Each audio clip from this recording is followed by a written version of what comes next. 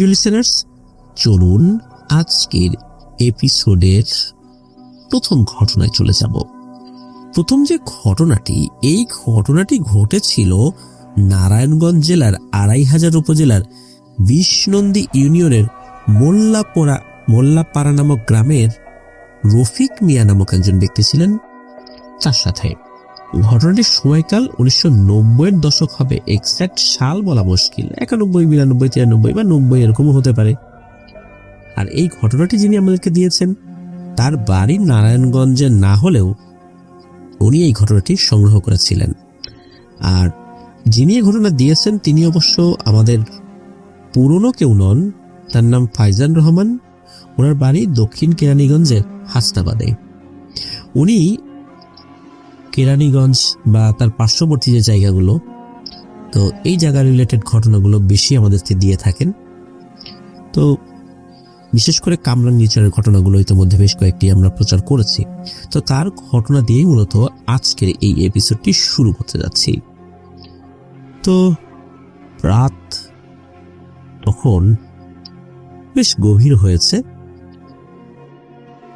অগ্রহায়ণ মাসের প্রথম দিকে হালকা শীত পড়া শুরু করেছে। চারদিকে সাদা কুয়াশায় ঢেকে গেছে গ্রাম। এই মোল্লাপাড়া গ্রামের সব মানুষ তখন গভীর ঘুমে অচেতন হয়ে আছে।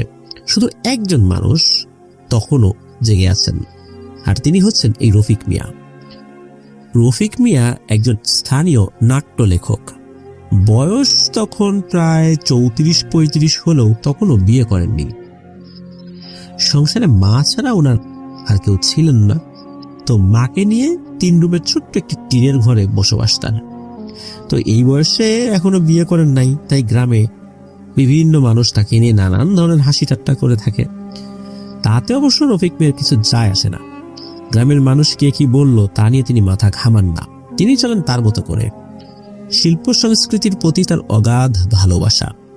গ্রামে একটি সুপরিচিত সাংস্কৃতিক জোটের সাথে জড়িত আছেন দীর্ঘদিন ধরে। সেই সূত্র ধরেই গ্রামের বিভিন্ন সাংস্কৃতিক অনুষ্ঠানের মঞ্চ নাটক লিখে থাকেন তিনি। হাই প্রিয় লিসেনার, কেমন আছেন? আশা করি ভালো আছেন। আজকের যে এপিসোডটি সেটি খুব ইন্টারেস্টিং, বিকজ বাছাইকৃত ঘটনাগুলো আমি এখানে শেয়ার করেছি।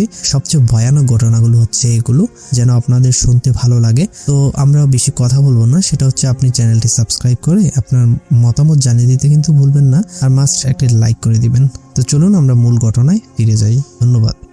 কিছুদিন পরে গ্রামে একটা বড় ধরনের মেলা হতে যাচ্ছে। ৩ দিন ধরে চলবে সেই মেলা। সেখানে সাংস্কৃতিক অনুষ্ঠানের ব্যবস্থা রয়েছে। তো মেলা কমিটি সেই অনুষ্ঠানের জন্য একটা নাটক লেখার দায়িত্ব দিয়েছে রফিক মিয়াকে। তাই তিনি ওই রাত্রে গভীর রাত পর্যন্ত জেগে লেখালেখির কাজে ব্যস্ত ছিলেন। এমন রাত তিনি তো প্রায়ই জাগেন।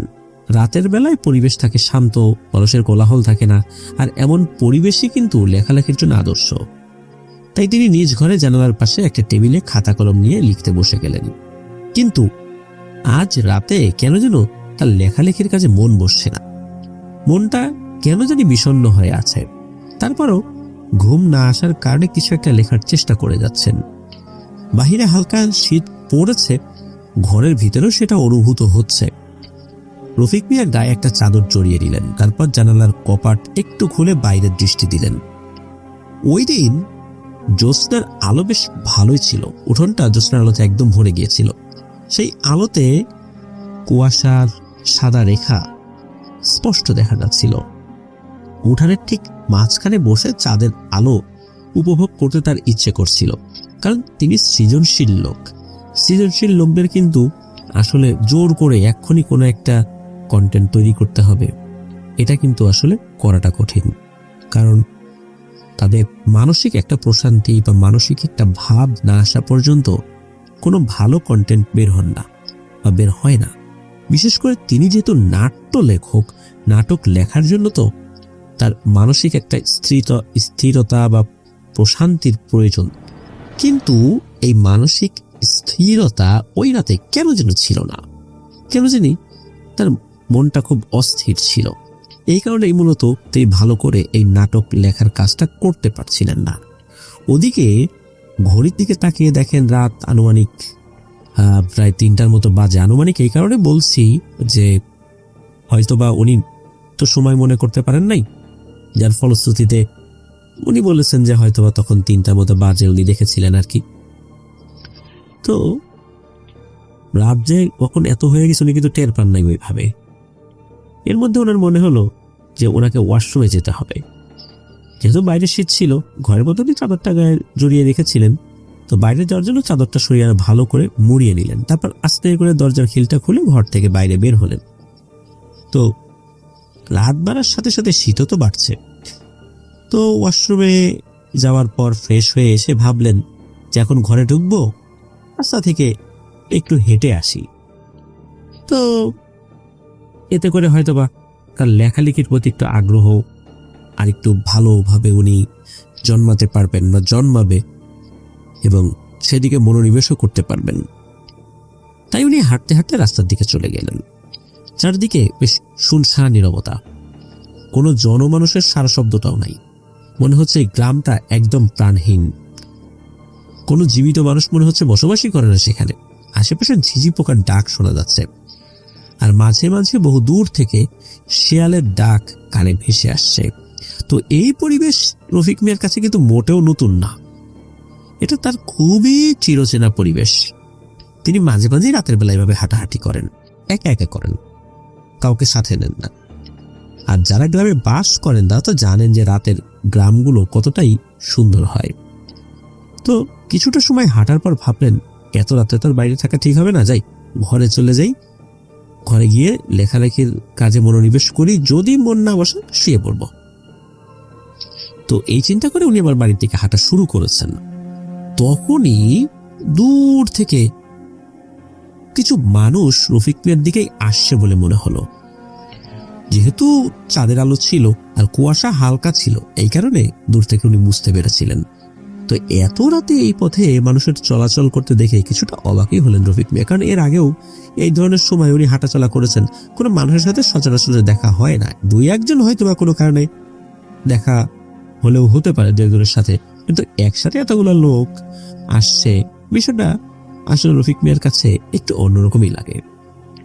তো লোকগুলো কাছে আসতেই রফিক মিয়া দেখতে পেলেন তারা সংখ্যায় 4 জন, আর তাদের সাথে একটা লাশও আছে। তবে লাশটি কোনো খাটিয়ায় বহন করে তারা নিয়ে যাচ্ছে না, 3 জন লাশটি কাঁধে বহন করে নিয়ে যাচ্ছে, আর একজন সামনে থেকে দিক নির্দেশনা দিচ্ছে। তো লাশের গায়ে মোড়ানো সাদা কাপড়টি বেশ ময়লাযুক্ত মনে হচ্ছে। এই কারণে ময়লাযুক্ত মনে হচ্ছিল যে হয়তো কবর খুঁড়ে কোনো লাশ তুলে আনা হয়েছে। কবর খুঁড়ে যদি কোনো লাশ তুলে আনা হয়, সেই লাশের সাথে যেই কাফনের কাপড়টা থাকে সেটা তো ময়লাযুক্ত, একটু হলদেটে হয়ে যায়, মনে হচ্ছে ওই রকম কিছু একটা অনেকক্ষণ মাটিতে পড়েছিল বা এরকম, বা নোংরা কাপড় দিয়ে ডিব্বড়িটাকে পেঁচানো হয়েছে, এরকম মনে হচ্ছিল আর কি। তো লাশের সাথে থাকা লোকগুলোকে দেখতে কেমন যেন রহস্যজনক মনে হতে লাগলো তার। সবার পরনে ছিল আলখেল্লা, এর মুখে ছিল লম্বা দাড়ি, চোখ দুটো মনে হচ্ছে খুবই ছোট। কখনো কখনো মনে হয় সেখানে কোনো চোখই নেই, আবার মনে হচ্ছে না, চোখ একটা আছে, একটা কৃষ্ণ গহ্বরের মতো, মানে একটা কালো ছিদ্রের মতো, ওইটাই তার চোখ। তবে রাতের বেলা উনি আসলে খুব একটা ভালো বুঝতে পারছিলেন না, তার কাছে এমনটা মনে হয়েছিল। তো ওই দিকটাতে রফিক মিয়া খুব একটা খেয়াল করেন নাই, তার কাছে 8-10টা স্বাভাবিক মানুষের চেহারার মতোই মনে হচ্ছিল। তিনি ভাবলেন রাতের বেলা হয়তো বা তাকে বিশেষ করে তাদেরকে এরকম দেখা যাচ্ছে, এমনটাই চিন্তা করেছেন আর কি। তো রফিক মিয়ার কাছাকাছি যখন তারা এসেছে, ওই তাদের আলখেল্লা থেকে কেমন একটা অদ্ভুত আতরের গন্ধ বের হতে লাগলো। আতরের গন্ধ বলতে বুঝাচ্ছি যে প্যারানর্মাল কোনো জিনিস যদি আসে তারা ভালো হয়, সেটা তো দেখা যায় এমন একটা সুঘ্রাণ, যে সুঘ্রাণ আসলে কেউ কোনো পায় নাই। কিন্তু এক্ষেত্রে ব্যাপারটা হলো কি, এই সুঘ্রাণটা এমন বিকট ছিল, কিছু কিছু আতর থাকে না যে একদম মানুষের দম আটকে ফেলে, এত কড়া আতর। তো এই টাইপের খুব কড়া আতর, যেটা মোটেও সুখকর অনুভূতি দিচ্ছে না। তো এই লোকগুলোকে আসলে রফিক মিয়া আগে কখনো গ্রামে দেখেনও নাই, আর উনি তো বিভিন্ন গ্রামে এই নাটকের কাজে যান, বিভিন্ন মানুষের সাথেই পরিচয়। তো এই লোকগুলোকে আগে কখনো দেখেছেন বলে ওনার মনেও পড়ছে না আশেপাশের 10 গ্রামে। তো যাই হোক, রাতের বেলা আসলে মানুষের চেহারা তো ওইভাবে বোঝাও যায় না স্পষ্টভাবে, যদি অপরিচিত লোক হয় তো আরো বোঝা যাবে না। তো তার গ্রামের লোক যে না, এটা তো উনি নিশ্চিত। তো রফিক মিয়া তাদেরকে সালাম দিয়ে জিজ্ঞেস করলেন যে জনাব, আপনারা কোথায় যাচ্ছেন? তাদের মধ্যে থেকে একজন স্বাভাবিকভাবে উত্তর দিল যে দেখতেই তো পাচ্ছেন লাশটি দাফন করতে যাচ্ছি। তো রফিক মিয়া আবার জিজ্ঞেস করলেন, দাফন করতে যাচ্ছেন সেটা তো বুঝলাম, খাটিয়াও নাই, কাঁধে করে নিয়ে যাচ্ছেন, তা আবার এত রাতে কেন? তাছাড়া আপনারা যেদিক থেকে এসেছেন সেদিকেই তো একটা কবরস্থান ছিল। তো একদম সামনের দিকে যে লোকটি ছিল সেই লোকটি উত্তর দিল, এটা আসলে বেওয়ারিশ লাশ। বহু কবরস্থানে ঘুরেছে, কিন্তু কারো পারিবারিক কিংবা সমাজের কবরস্থানে এই লাশ দাফন করতে দিচ্ছে না। শুনলাম সামনে একটা কবরস্থান আছে, এই কবরস্থানের জায়গাটা সরকারি, তো ওখানেই নিয়ে যাচ্ছি। তো সরকারি কবরস্থানের কথা শুনে রফিক সাহেব একটু অবাক হলেন, কারণ সামনে সরকারি কোনো কবরস্থান আছে বলে রফিক মিয়ার জানা নাই। তবে গ্রামের শেষ প্রান্তে একটা জঙ্গলের মতো আছে। আসলে জঙ্গল বলতে যেটা বোঝায় সেটা হলো বন বিভাগ ওই জায়গাটা অধিগ্রহণ করেছে, ওখানে কৃত্রিম একটা জঙ্গল তৈরি করার জন্য তারা কাজ করছে, বিভিন্ন ধরনের গাছপালা লাগাচ্ছে, মানে ওইটাই হলো জঙ্গল। কিন্তু সেটা তো সরকারি জমি, কিন্তু ওইদিকে কোনো কবরস্থান তো নাই, উনি তো এটা নিশ্চিত। আর এটা সত্য যে ওই যে জঙ্গলটা, যে জঙ্গলের কথা তারা বলছে, তার পাশে একটা বড় পরিত্যক্ত সরকারি খাস জমি আছে, তবে সেটা কবরস্থান না, এটা উনি নিশ্চিত। তো রফিক মেম্বার চিন্তা করলেন হয়তোবা ওই যে বন বিভাগের কাছ থেকে ওরা মৌখিকভাবে হয়তোবা কোনো অনুমতি নিয়ে এসে ওখানে কবরস্থানে লাশ দাফন করছে, কিন্তু ওইটা কবরস্থান হলো কবে? আবার হতে পারে হয়তোবা বন বিভাগ ওটাকে কবরস্থান ঘোষণা করেছে, এরকম চিন্তা করছে। তো কিছুক্ষণ চুপ থেকে রফিক সাহেব আবার জিজ্ঞেস করলেন যে আচ্ছা বলেন তো, লোকটা মারা গেল কিভাবে? তো লাশের সাথে থেকে একজন বলল, সাপের কামড়ে মারা গেছে। তো সাপের কামড়ে মারা গেছে কথা শোনার পর রফিক মিয়া আফসোস করলেন, আফসোসমূলক কিছু কথা বললেন। তখন রফিক মিয়া জানতে চাইলেন যে আচ্ছা লাশের জানাজার নামাজ পড়ানো হয়েছে? তখন তারা বললেন না, হয় নাই। তো একথা শুনে রফিকের মনটা খারাপ হয়ে গেল। মৃত ব্যক্তিটির জন্য কেমন যেন একটা মায়া হতে লাগলো তার। একটা মানুষ মারা গেছে, অথচ তার নিকট আত্মীয় স্বজনরা কেউ সেটা জানলই না, কারণ সে তো বেওয়ারিশ, তার পরিবার পরিজনকে খুঁজে পাওয়া যায়নি, এই জন্যই তো বেওয়ারিশ হয়েছে। তো হয়তোবা এই লাশটির পরিবার তার ফিরে আসার অপেক্ষার প্রহর গুনছে। তো এইসব ভাবতে ভাবতেই রফিক মিয়ার মনটা আরো খারাপ হয়ে গেল। রফিক মিয়া ধর্মকর্মের প্রতি খুবই উদাসীন ছিল, অলৌকিক কোনো জিনিসে তো তার বিশ্বাসই নেই। কিছুটা নাস্তিক প্রকৃতির লোকও বটে, মাঝে মাঝে শুক্রবারে জুম্মার নামাজে যায়, রেগুলার না। তাছাড়া মসজিদের ধারে কাছেও ঘেসেন না, আর জানাজার নামাজ তার কাছে একটা শুধু সামাজিক রীতিনীতি মাত্র, এরকমটাই মনে হয়, তাছাড়া আর কিছু তার কাছে মনে হয় না। কিন্তু তারপরেও ওই রাত্রে কেন যেন এই মৃত ব্যক্তিটির জানাজায় অংশ নিতে ইচ্ছে করছে, তাকে অন্তিম বিদায় জানাতে ইচ্ছে করছে। এমন চিন্তা বা মনের এই আবেগটা আগে কখনো হয়নি তার। তাই তিনি তাদের সাথে যাওয়ার আগ্রহ প্রকাশ করলেন। তারাও এটা আপত্তি করলেন না, শুধু একটু মুচকি হেসে সম্মতি জানালেন। আসলে এই হাসির রহস্যটা কি? তাই হোক, রফিক মিয়া তাদের পেছনে পেছনে চলতে লাগলেন। যাওয়ার পথে হঠাৎ রফিক মিয়া জিজ্ঞেস করলেন, আচ্ছা বলেন তো, কোন সাপে কামড় দিয়েছে? আপনারা কিছু জানেন? তো সামনের দিকে যে ব্যক্তি ছিলেন তিনি জবাব দিলেন, কালকে উঠে সাপে কামড় দিয়েছে। তো রফিক মিয়া চিন্তা করেন, আসলেই তো ইদানিং গ্রামে সাপের উপদ্রব বেড়ে গেছে। এই তো গত পরশু দিনের কথা, করিম মুন্সির ছেলে নুরু মুন্সিকে সাপে কেটেছে। এই নুরু মুন্সি তার বাবার সাথে বিলে মাছ ধরতে গেছিল, তখন কালকে উঠে কামড় দিয়েছে। তো সাপে কামড় দেওয়ার সাথে সাথে নুরু মুন্সিকে নিয়ে যাওয়া হয় ওঝার কাছে। ওই সময় কিন্তু রফিক মিয়া বারবার বলেছিলেন যে দ্রুত হসপিটালে নিয়ে যাওয়ার জন্য, কিন্তু কে শুনে কার কথা? গ্রামের মানুষ কুসংস্কারে বিশ্বাসী, যার কারণে তারা হসপিটালে না নিয়ে গেছেন ওঝার কাছে। আর যেখানে সাপে কামড় দিয়েছে সেখানে এমন ভাবে একটা শক্ত করে দই বেঁধেছে, যার ফলশ্রুতিতে রোগীর অবস্থা আরো খারাপ। কারণ একটা ধারণাই আছে যে ওইখানে শক্ত করে বেঁধে দিতে হবে, যার ফলে ওই বিষটা উপরে উঠতে পারবে না এমন একটা ধারণা। আসলে শক্ত করে যদি বেঁধে দেওয়া হয় ওই জায়গাটা প্যারালাইজড হয়ে যেতে পারে এবং ওইখানে পচন ধরতে পারে। তো এই বিষয়টা কিন্তু ডাক্তাররা বলে থাকেন, কিন্তু আমরা তো এই বিষয়গুলো বিশ্বাস করি না, যার ফলশ্রুতিতে এই কাজটা করা হয়েছিল। আর ওজার কাছে নিয়ে যাওয়া হয়েছিল, ওজার টুকটাক ঝাড়ফুঁক করতে গেছে, এর ভিতরে সে মারা গেছে। তো হঠাৎ করে কি হয় যে ওই লোকগুলো যে হেঁটে যাচ্ছে মনে হচ্ছে হাঁটার শব্দটাও মিলিয়ে গেল, কিন্তু এতক্ষণ কিন্তু হচ্ছিল, হাঁটার শব্দটা হচ্ছিল। আর যখন হাঁটার শব্দটা মিলিয়ে গেল তখন চারপাশে একটা অদ্ভুত নীরবতা, এক ভয়ঙ্কর নীরবতা নেমে আসলো। রফিক মিয়া আর কোনো কথা না বলে চুপচাপ তাদের সাথে হাঁটতে লাগলেন। তাদের যাওয়ার গতিবিধি দেখে রফিক মিয়া বুঝতে পারলেন যে তিনি যেটা ধারণা করছিলেন সেটাই ঠিক। তারা জঙ্গলের দিকে যাচ্ছে। ওই দিকটা বেশ নির্জন, রাতের বেলায় তো দূরের কথা, দিনেও কেউ ওই দিকে খুব একটা যায় না, যাওয়ার প্রয়োজনও হয় না। তবে ওই জঙ্গলে হিংস্র কোনো জীবজন্তুর অস্তিত্ব নেই। শেয়াল, বাঘটাসের মতো কিছু প্রাণী বসবাস করে ওই জঙ্গলে। তো এটা তো বন বিভাগের তৈরি করা কৃত্রিম জঙ্গল, 5-6 বছরের বেশি হবে না আর কি জঙ্গলের বয়স। একসময় তারা গিয়ে পৌঁছালেন সেই জঙ্গলের ধারে। সেখানে গিয়ে রফিক মিয়া দেখেন আগে থেকেই সেখানে আরো 3 জন লোক উপস্থিত আছে, আর তারা মাটিতে কলার পাতা বিছিয়ে রেখেছে।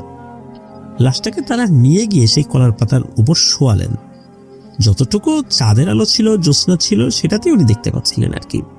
রফিক মিয়া আরো লক্ষ্য করলেন সেখানে উপস্থিত 3 জন লোক কেমন একটা দৃষ্টিতে এই রফিক মিয়ার দিকে তাকিয়ে আছে। মনে হচ্ছে তারা রফিক মিয়ার উপস্থিতি একদমই প্রত্যাশা করেন নাই। তাদের সবার সাথে একটা করে ভিক্ষুকদের মতো ঝোলা ঝুলছে।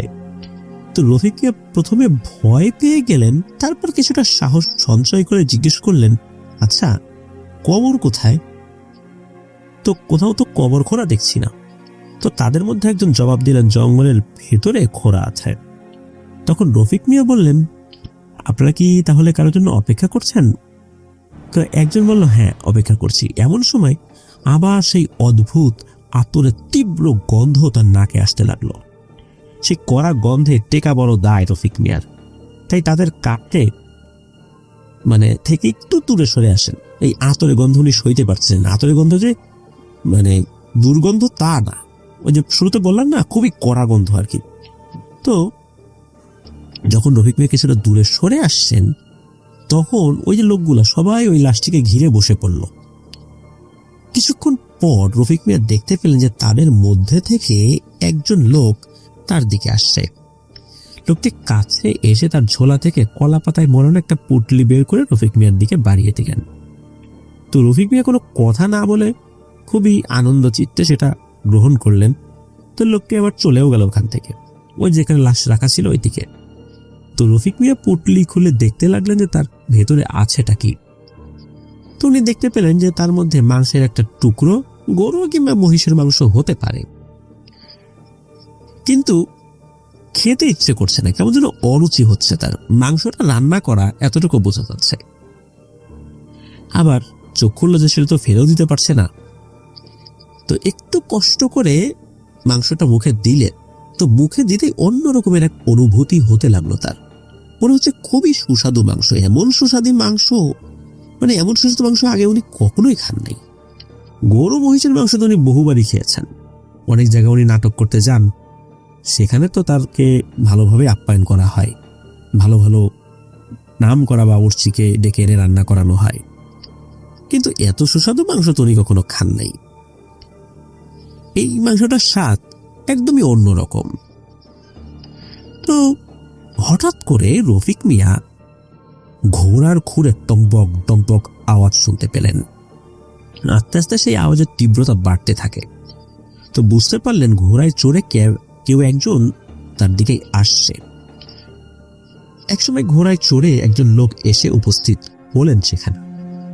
তার পরনে ছিল এদের মতো সাদা আলখেল্লা, তবে অন্যদের দাড়ি সাদা সাদা থাকলেও এই লোকটার দাড়ি একদম কুচকুচে কালো। আর অন্যরা যতটুকু লম্বা, এই লোকটি মনে হচ্ছে তাদের থেকে কিছুটা লম্বা, তাদের তুলনায় আরেকটু বেশি লম্বা আর কি। আর তার মুখটাও আবার খুব কালো, অন্যদের চেহারা যেমন একটু ফর্সা, কিন্তু তার মুখটা একদমই কালো। তার এত কালো যে তার চেহারা ঠিকঠাক বোঝাও যাচ্ছে না। তো তাকে দেখে বাকি লোকগুলো লাশের কাছ থেকে একটু দূরে সরে দাঁড়ালেন। মনে হচ্ছে যে এই লোকটা তাদের সর্দারের সম্মানে কিছুটা দূরে সরে গেল। তো ব্যাপারটা রফিক মিয়ার কাছে একটু সন্দেহজনক মনে হতে লাগলো। তখন তিনি কিছুটা ভয় পেতে শুরু করলেন, তাই আস্তে আস্তে আরো দূরে সরে আসলেন। রফিক মিয়া দেখলেন যে লোকটি সোজা গিয়ে লাশের বুকের উপর এক পা রাখলেন, তারপর 2 হাত দিয়ে লাশের একটা হাত ধরে দিলেন সজোরে এক টান। সাথে সাথে হাতটা ছিঁড়ে তার হাতে চলে আসে। ঠিক সে সময় বাকিরা গিয়ে লাশের উপর ঝাঁপিয়ে পড়ে। তারা টেনে হিচড়ে লাশের হাত পা সব আলাদা করতে থাকে।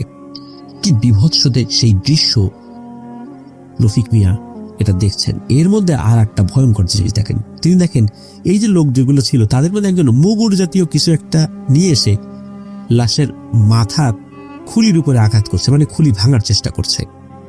আর অন্য একজন জঙ্গলের ভেতর থেকে একটা বড় হাড়ি দিয়ে এসেছে। মনে হচ্ছে এই লাশটাকে তারা রান্না করবে। তো এই দৃশ্য আর সহ্য করার মতো না। রফিক মিয়ার শির দ্বারা বেয়ে একটা হিম শীতল স্রোত বয়ে যেতে লাগলো। হঠাৎ করে তার মনে পড়লো সেই মাংসের টুকরোর কথা। একটু আগে যে তিনি মাংসের টুকরো খেয়েছেন, তাহলে এটা কিসের মাংস? কোনো মানুষের মাংসের টুকরো নয় তো। ভাবতেই ওনার তো বমি চলে আসে, কিন্তু কোনো মতে বমি আটকে উনি সোজা গ্রামের দিকে দৌড়ানো শুরু করেন। কতক্ষণ ধরে দৌড়েছেন তার ঠিক জানা নেই। দৌড়াতে দৌড়াতে একসময় দেখলেন নিজের বাড়ির সামনে এসে পৌঁছেছেন। বাড়ির সামনে এসে রফিক মিয়া প্রচন্ড জোরে চিৎকার দিয়ে জ্ঞান হারিয়ে পড়েন। তো পরের দিন সকালবেলা রফিক মিয়ার জ্ঞান ফেরে। তখন দেখেন যে উনি ঘরের ভেতরের বিছানায় শুয়ে আছেন, হয়তো বাড়ির কাছেই চলে আসছিলেন আর কি। আর তার চারপাশে গ্রামের কিছু মানুষ আর তার পরিবারের মানুষও দাঁড়িয়ে আছে। তো গতকাল রাতে কি হয়েছে সবাই জিজ্ঞেস করতে লাগলো। রফিক মিয়া কিছুই বলতে পারছিল না, শরীরটা খুবই দুর্বল। তখন গ্রামের কয়েকজন লোক একজন কবিরাজ দিয়ে আসে। তো কবিরাজ এসে রফিক মিয়াকে ঝাড়ফুঁক করে দেন, পানি পরা দেন। এদিকে একজনের কাছে শুনতে পেলেন রাতে নাকি আর একটা ভয়ানক ঘটনা ঘটেছে। গ্রামের কবরস্থান থেকে নাকি করিম মুন্সির ছেলে নুরু মুন্সির লাশ চুরি হয়ে গেছে। তো ইতিমধ্যে রফিক মিয়া একটু সুস্থ হয়ে উঠলেন। যখনই শুনলেন নুরু মুন্সির লাশ চুরি হয়ে গেছে, তখনই উনি চিন্তা করেন, আচ্ছা গত রাতে একটা লাশ যে ওই অবয়বগুলো নিয়ে আসছিল, সেই লাশটার যে কাপড়ের কাপড় সেটাও তো নোংরা ছিল। তাহলে তো এটাই এই নুরু মুন্সির লাশ। আর এই লাশটাই তুলে এনে ওরা খুব বিভৎসভাবে ছিঁড়ে খেয়েছে। আর এটাকেই উনি দেখেছেন। তো এটা গ্রামবাসীকে উনি বলেন। তো গ্রামের মধ্যে এই বিষয়টা আলোচনা হয়। তো মুরব্বী যারা আছেন তারা বুঝতে পারেন এই আদমখোর জিনগুলো তারা এই কাজ করেছে। তবে মৃত মানুষের কবর খুঁড়ে ওরা কিভাবে লাশটা বের করলো, কোন প্রক্রিয়ায় করলো, কোনো মানুষের সহযোগিতা নিয়েছিল কিনা, কোনো মানুষ ওকে সহযোগিতা করে এই লাশটা বের করার প্রক্রিয়ায় জড়িত ছিল কিনা, এই বিষয়গুলো গ্রামের লোকজন আসলে এভাবে বলতে পারেন নাই। তারা এই বিষয়ে খুব যে অনেক দৌড়াদৌড়ি করেছেন, বিষয়টা এরকম না। বিষয়টা হয়তো ওখানেই শেষ হয়ে যায়। তবে রফিক মিয়া এই বিষয়টা নিয়ে কিন্তু অনেক একটা মানসিক অস্থিরতার মধ্যে ছিলেন দীর্ঘদিন।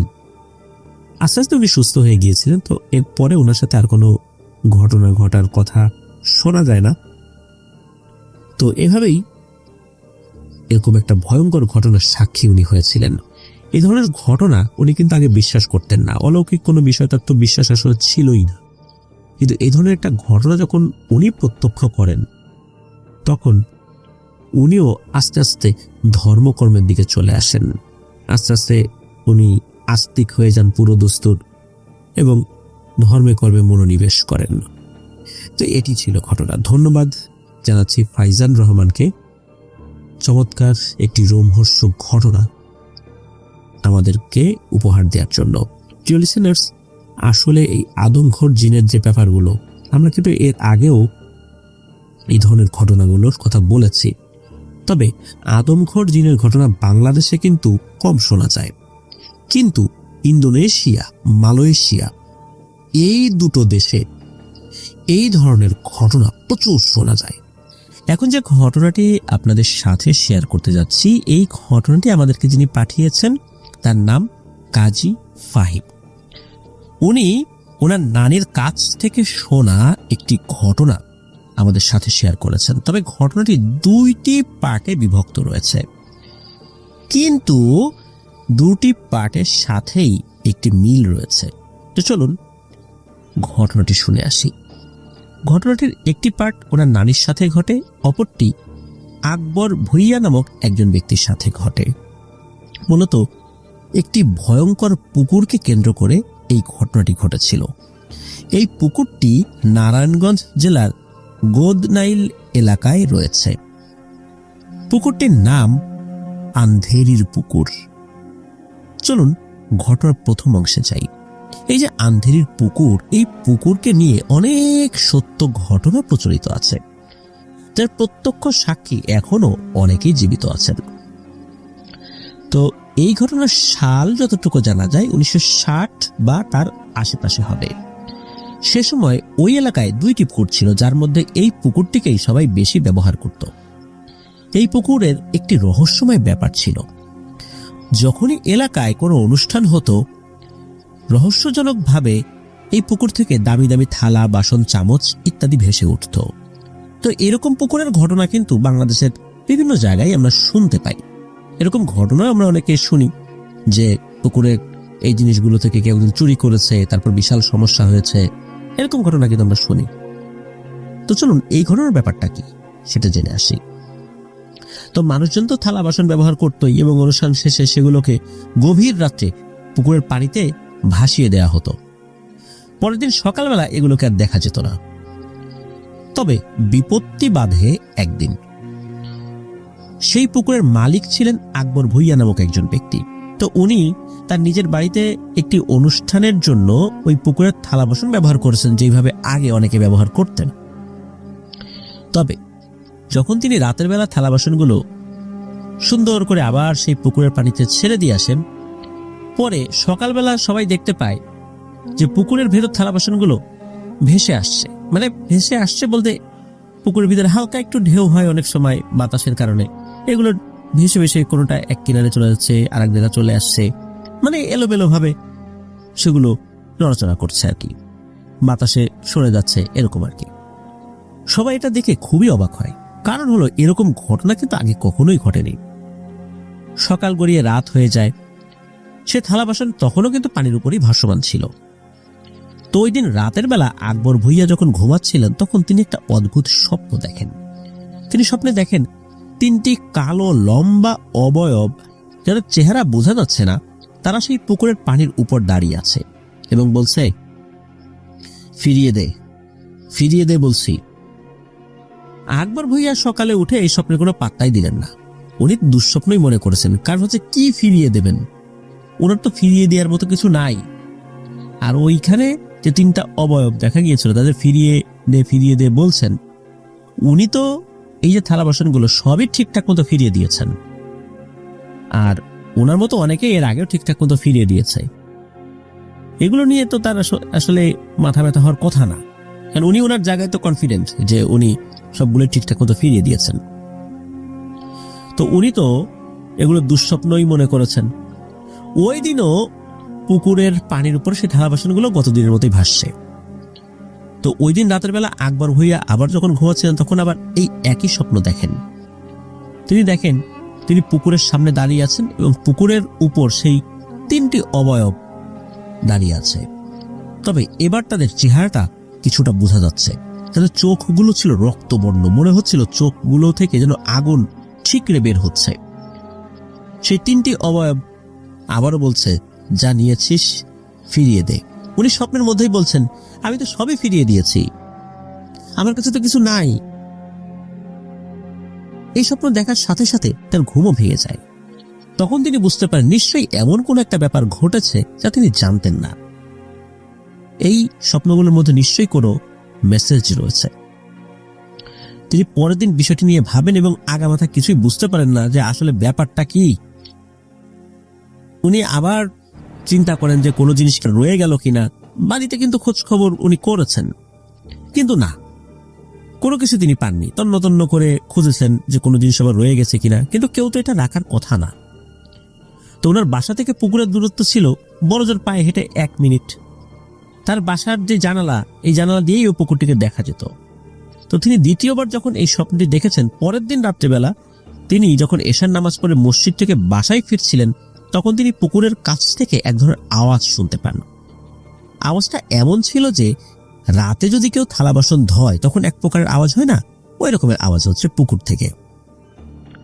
আকবর ভুঁইয়া যখন পুকুরের কাছে যান তখন তিনি দেখেন এই থালা বাসনগুলো পুকুরের মাঝে চলে গিয়েছে। আগে তো বিভিন্ন সাইড দিয়ে বাতাসে বা পুকুরের পানিতে হালকা যে ঢেউ হয়, ওই ঢেউয়ে বিভিন্ন জায়গায় স্বাভাবিকভাবে এই ধরনের কোনো পাত্র যদি পুকুরে ভেসে থাকে, বিভিন্ন সাইডগুলো দিয়ে থাকে না, ওরকম ছিল। কিন্তু এই জিনিসগুলো এখন পুকুরের ঠিক মাঝে গিয়ে বৃত্তাকারে অবস্থান করছে। অনেক সময় ক্যারাম বোর্ডের যে গুটিগুলো আমরা দেখি, এই গুটিগুলো চারদিকে ফুলের মতো করে যখন সাজানো হয় তারপরে হিট করা হয়, ওই রকম ফুলের মতো করে মনে হচ্ছে তারা সেজে আছে। তো ওই থালা বাসনগুলোকে ঘিরে 3টি অবয়ব দাঁড়িয়ে আছে। এই অবয়ব 3টি এই ভুঁইয়ার দিকে তাকায়। আকবর ভুঁইয়া এই অবয়ব 3টিকে কিন্তু চিনতে পেরেছেন। এরা হচ্ছে তার স্বপ্নে দেখা সেই 3টি অবয়ব। আকবর মিয়া তার বিপদ বুঝতে পেরে যখনই পুকুরের ওই পেছন দিকটাতে দৌড় দিবেন আর কি, মানে বাড়ির দিকে দৌড় দিবেন, তখনই তিনি দেখতে পান তিনি পুকুরের ভেতর। মানে কিভাবে এত দ্রুত 1 সেকেন্ডের মধ্যে উনি পুকুরের ভেতর আসলেন এটা উনি বুঝতে পারছেন না। কেউ তাকে হ্যাচকা টান দিয়ে যে নিয়ে গেছে বিষয়টা এরকমও না। তার বুক পর্যন্ত পুকুরের পানি, পায়ের নিচে মাটি আছে অবশ্য। তো আকবর মিয়া এটা থেকে খুবই ভয় পান, কারণ হুট করে এরকম হওয়া মানে তার একটা বড় ধরনের বিপদ নেমে আসবে এখন। তো উনি কোনো মতে হেঁটে হেঁটে ওই পানি থেকে উপরের দিকে আসার চেষ্টা করছিলেন, আবার পিছন দিকে উনি তাকানো, তো দেখলেন যে ওই 3টা অবয়ব এখন আর নাই। তো আকবর মিয়া যখনই আবার পানি থেকে উঠতে যাবেন তখন তিনি অনুভব করেন তার পা খপ করে পানির নিচ থেকে কেউ যেন টেনে ধরেছে। এমন সময় তিনি তার ঘাড়ের কাছে কারো অনুভূতি টের পান। হঠাৎ করে একটা শক্ত হাত তার ঘাড় চেপে ধরে এবং পানির নিচে বারবার চুবাচ্ছে। 2 সেকেন্ড রাখে, আবার উঠায়, 2 সেকেন্ড আবার উঠানোর পরে আবার 2 সেকেন্ড পানির নিচে চুবিয়ে রাখে, এইভাবে চুপ রাখে। এরকম 3 থেকে 4 মিনিট পর্যন্ত তাকে পানিতে চুবানো হয়, তাকে কোনো কথা বলারই সুযোগ দেওয়া হয়নি। এক পর্যায়ে তার কানে একটা ভয়ঙ্কর কণ্ঠ বলে ওঠে, তোর বাড়ির কাজের লোক যেটা নিয়েছে তা ফিরিয়ে দে, নাহলে ওই কাজের লোকের কোনো ক্ষতি করব না, তোর লাশ ভাসবে এই পুকুরেই। তো এই কথা বলার পরপরই নাকি তাকে তুলে ধরে এই ঢিল ছোঁড়ার মতো যেন পুকুরের পানির উপর দিয়ে তাকে ছুঁড়ে মারলো। উনি গিয়ে পড়েছেন পুকুরের চালে, মানে পুকুরের পাড়ে আর কি। তো মাটিতে ঠাস করে পড়ার পর শরীরে তো প্রচন্ড ব্যথা পেয়েছেন, আর এমনি তো বেশ কয়েকবার তাকে তো চুবানো হয়েছে। তো তার আর তো সেন্স ছিল না। পরবর্তীতে ওরা যখন সেন্স ফেরে তখন তিনি নিজের বাসায় তাকে আবিষ্কার করেন।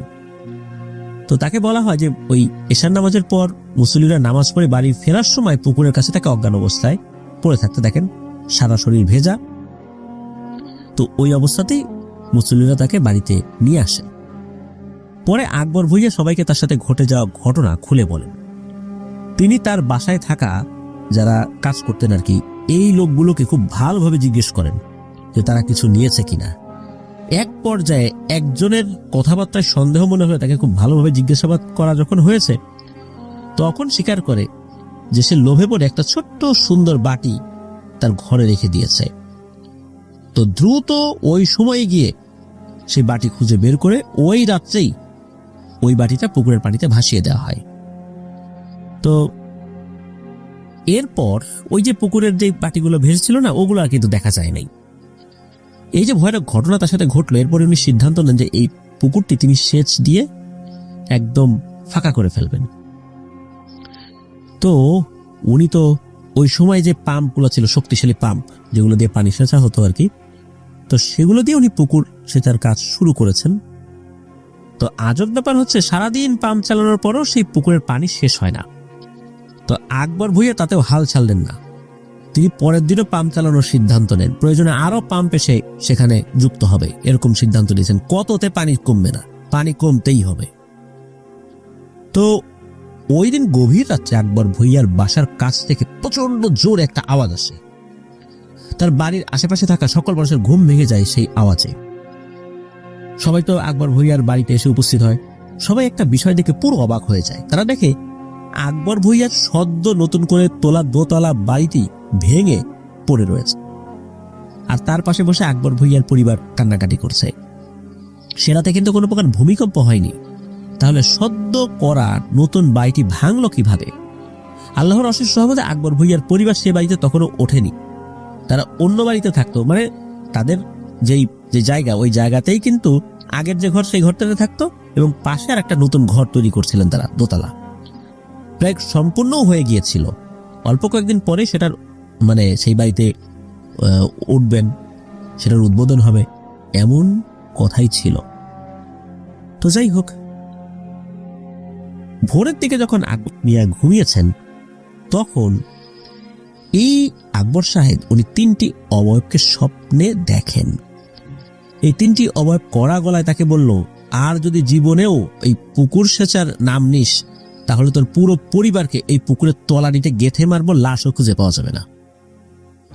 তো পরবর্তীতে আকবর ভুইয়া বা অন্য কেউ পুকুর সেচেও নি, বালি দিয়েও ভরাট করেনি। পুকুরটি এখনো পরিত্যক্ত অবস্থাতেই রয়েছে। তার আশেপাশে অনেকগুলো বিল্ডিং করা হয়েছে। বিগত 30 বছর যাবৎ সেখানে কোনো প্রকারের ভৌতিক ঘটনা ঘটেছে বলে শোনা যায়নি। পুকুরটিকে এখন সবাই ভুইয়া বাড়ির পুকুর নামেই চেনে। তো এটা তো গেল আকবর ভুইয়ার সাথে ঘটে যাওয়া ঘটনা। এবার আসি অন্য আরেকটি ঘটনা। সেই ঘটনাটি আমাদেরকে যিনি আমাদের ঘটনা পাঠিয়েছেন তার নানির সাথে ঘটেছিল। তো এই ঘটনাও কিন্তু এই পুকুরকে কেন্দ্র করেই। এটা যে অন্য কোনো ঘটনা তা না। আমরা তো শুরুতেই বলেছি যে এই ঘটনায় 2টি পার্ট রয়েছে। তো এই কাজী ফাহিম ভাইয়ের যিনি নানি, তার সাথে ঘটনাটি ঘটেছিল 1964 সালে। তখন ওনার নানির বয়স ছিল 12-13 বছর। ছোটবেলায় ওনার নানি খুবই চঞ্চল প্রকৃতির একটা মেয়ে ছিলেন। সারাদিন তিনি মাঠে ঘাটে ঘুরে বেড়াতেন। তো ঘটনা যখন ঘটার সময়টা ছিল তখন শীতকাল। এক সন্ধ্যার দিকে ওনার নানি মাঠ থেকে খেলে তার বাসায় যাচ্ছিলেন। সেই সময় এই পুকুরটির পাশ দিয়েই ওনার নানির বাসায় যাওয়ার জন্য একটি সাঁকো তৈরি করা হয়েছিল। তো সেই সাঁকো দিয়ে খুব সহজেই ওনার নানির বাসায় যাওয়া যেত। শীতকাল থাকার কারণে পুকুরের মধ্যে পানির পরিমাণও ছিল কম। তো ওনার নানি ওই সাঁকো পার হচ্ছিলেন। যখন অর্ধেক রাস্তা পার হয়ে গিয়েছেন, তখন তিনি অদ্ভুত একটি ঘটনা লক্ষ্য করেন। তিনি লক্ষ্য করেন পুকুরের ভেতর এক বিন্দু পরিমাণ পানিও নেই, সমস্ত পুকুর শুকনো হয়ে রয়েছে। তিনি খুবই আশ্চর্য হন, কেননা তিনি খেলতে যাওয়ার আগেও দেখে গিয়েছিলেন যে পুকুরটা কিন্তু পানিতে ভর্তি ছিল। তিনি আরো লক্ষ্য করেন পুকুরের তলানিতে একটি নৌকা রয়েছে, এবং সেই নৌকার ভেতরে একটি জিনিস চকচক চকচক করছিল। তিনি সেই বস্তুটি কি তা দেখার জন্য করেছেন কি, ওই সাঁকো থেকে নেমে আসছেন, নেমে পুকুরে নামছেন। আস্তে আস্তে ওই নৌকার কাছে যেতে থাকেন। তো পুকুরে পানি না থাকলেও কাদা কিন্তু ছিল। এক পর্যায়ে যখন তিনি নৌকার খুবই কাছে চলে এসেছিলেন, তখন তিনি দেখতে পেলেন পুকুরের মধ্যে আস্তে আস্তে কোথা থেকে যেন পানি আসা শুরু করেছে। তিনি এই বিষয়টি দেখে খুবই ভয় পান। যখনই তিনি পিছনে ফিরে দৌড় দিতে যাবেন, আসলে দৌড় দেওয়ার তো সুযোগ নাই, পুকুরে তো কাদা, আস্তে আস্তে আগাতে হবে। কিন্তু উনি দৌড় দেওয়ার যখন চেষ্টা করেছেন, তখন পা পিছলে পুকুরে পড়ে যান। যখন তিনি নিজেকে সামলে নিয়ে উঠে দাঁড়ান, তখন পর্যন্ত বুক পর্যন্ত পানি উঠে এসেছে। সবচেয়ে আশ্চর্যের ব্যাপার হচ্ছে উনি কিন্তু খুবই ভালো সাঁতার জানতেন, তবে কেন জানি তখন উনি সাঁতার কাটতে পারছিলেন না। শীতকাল থাকার কারণে পুকুরের পানি খুবই ঠান্ডা ছিল, এবং তার সাথে যে ঘটনাগুলো ঘটছে সে সকল ঘটনার আকস্মিকতায় তিনি এক পর্যায়ে ওই অবস্থাতেই জ্ঞান হারান। ওই পানির মধ্যে জ্ঞান হারিয়েছেন। তার যখন জ্ঞান ফেরত আসলো, তখন তিনি তাকে নিজের বাসা আবিষ্কার করলেন এবং দেখলেন তার পরিবারের সদস্যরা বসে আছে তার পাশে। তিনি দেখলেন তার মা তার খালা একসাথে বসে তার পা মালিশ করে দিচ্ছে, আর তার বাবা তার মাথায় তেল মালিশ করে দিচ্ছে। যখন তার জ্ঞান ফেরত আসে আর কি, তখন একটু স্বাভাবিক হয়েছেন। তার মা তাকে জিজ্ঞেস করলো কি হয়েছিল। তিনি পরবর্তীতে তার সাথে ঘটে যাওয়া এই ভয়ঙ্কর ঘটনা বিস্তারিত খুলে বলেন। তার বাবা তখন তাকে বলেন তিনি তার খালাকে নিয়ে যখন বাসায় ফিরছিলেন, তখন তিনি দেখেন এই অবস্থা, যে তার মেয়ে পানিতে ডুবে যাচ্ছে। পরবর্তীতে তার খালা এবং বাবা দুজনে মিলেই তাকে বাড়ি থেকে উদ্ধার করে বাসায় নিয়ে আসেন। পরবর্তীতে এই ফাহিম ভাইয়ের নানিকে স্থানীয় একজন ইমাম সাহেবের কাছে নিয়ে যাওয়া হয়। ইমাম সাহেব সব ঘটনা শুনে নানিকে কিছু পানি পড়া এবং একটি উপদেশ দেন। সেটি হচ্ছে যে নানির জন্য দ্রুত বিয়ে দিয়ে দেওয়া হয়। তো তখনকার যেই প্রেক্ষাপট, তখন তো অনেক অল্প বয়সে মেয়েদের বিয়ে হয়েছে। তো এর অল্প কিছুদিন পরে নানিকে বিয়েও দিয়ে দেওয়া হয়। তো নানি সেই এলাকারই একটি বাসায় থাকা শুরু করেন।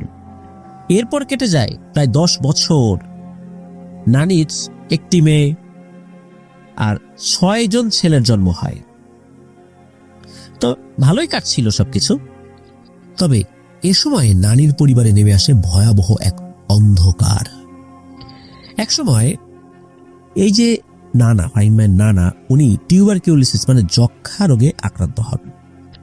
বিছানায় সম্পূর্ণ শয্যাশায়ী হয়ে পড়েন। সে সময় এই যক্ষা রোগের চিকিৎসা ছিল খুবই ব্যয়বহুল এবং জটিল। যক্ষা রোগে আক্রান্ত হলে তার মৃত্যু অবধারিত ছিল। ওই সময় একটা কথা ছিল যে যার হয় যক্ষা তার নাই রক্ষা। এখন যদিও চিকিৎসা ব্যবস্থা উন্নতি হয়েছে, কিন্তু ওই সময় কিন্তু যক্ষা হলে খুবই খারাপ অবস্থা হয়ে যেত। তো নানির পরিবার থেকে সাহায্য করা হলেও এই পরিবারকে এগিয়ে নেওয়ার জন্য আরো অনেক টাকা পয়সার প্রয়োজন ছিল। ফলে নানি বাধ্য হয়ে একটি মিলে কাজ করা শুরু করেন। এক রাতের ঘটনা, নানি যখন মিল থেকে কাজ করে রাতে বাসায় ফিরছিলেন, তখন সেই পুকুরের কাছ দিয়ে যাচ্ছিলেন। এই পুকুরে তো তার সাথে একটা ভয়ঙ্কর ঘটনা ঘটেছিল, এটা তো উনি জানেন। তারপরে যাওয়ার পথই তো এইটা, কি আর করবেন। তো যখন নানি যাচ্ছিলেন ওই দিকটা দিয়ে, নানি এ সময় খেয়াল করেন যে পুকুরের কিনারায় অনেকগুলো টাকা ভেসে উঠেছে। খুব চকচক চকচক করছে টাকাগুলো, স্বর্ণের টাকা। তো নানি এ সকল টাকা দেখে খুবই আশ্চর্য হন, কিন্তু ভয় পান না। তিনি কি করেছেন, সেই টাকাগুলো পানি থেকে উঠিয়ে বাসায় নিয়ে আসছেন এবং গুণে দেখেন যে প্রায় যদি 1 টাকা বলি, একটা কয়েনের উপর 1 টাকা লেখা থাকে যদি বলি, এরকম 100টা স্বর্ণের গোলাকার মুদ্রা বা টাকা পেয়েছেন তিনি। এইভাবে প্রায় প্রতিদিনই নানি যখন তার ডিউটি সেরে বাসায় ফিরতেন, তখন পুকুর থেকে এরকম টাকা পেতেন।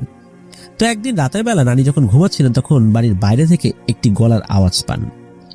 নানি যখন ঘরের বাইরে যান, দরজা খোলে, তখন তিনি দেখতে পান 3 জন বৃদ্ধ মানুষ দরজার সামনে দাঁড়িয়ে আছে। তাদের দেখে স্বাভাবিক মানুষের মতো মনে হলেও নানি লক্ষ্য করেন যে তাদের পেছনে 7টি বড় বড় পিতলের ঢেকির মতো কিছু একটা ছিল। সেই 7টি অবয়ব নানিকে লক্ষ্য করে বলেন যে 7টি অবয়ব বলতে 3টা অবয়ব আর কি, ওই 7টা অবয়বকে লক্ষ্য করে বলছেন আর কি, যে তোর কাছে যে একটি ডাব এবং 6টি নারকেল আছে তা আমাকে দিয়ে দে, আর এই 7টি ঢেকি তুই নিয়ে যা। নারীর ভাষ্য মতে তিনি তখন এক অদ্ভুত মায়াজালে আবদ্ধ ছিলেন। কেন জানি বৃদ্ধের কথা ছাড়া আর অন্য কারো কথাই তিনি শুনতে পারছিলেন না। দিন দুনিয়া কি হয়ে যাচ্ছে এটাও উনি জানতে পারছিলেন না। এক পর্যায়ে তিনি মনের অজান্তেই তাদের সেই প্রস্তাবে হা করে দেন যে হ্যাঁ, আমি রাজি।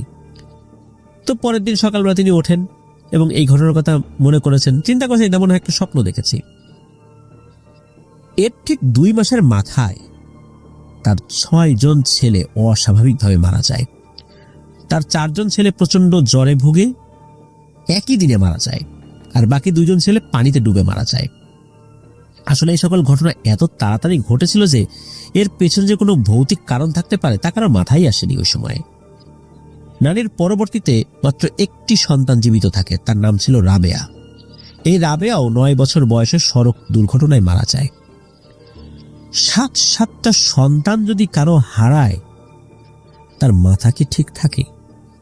নানা নানি মনের দুঃখে তারা কারোর সাথে আর কথাই বলতেন না।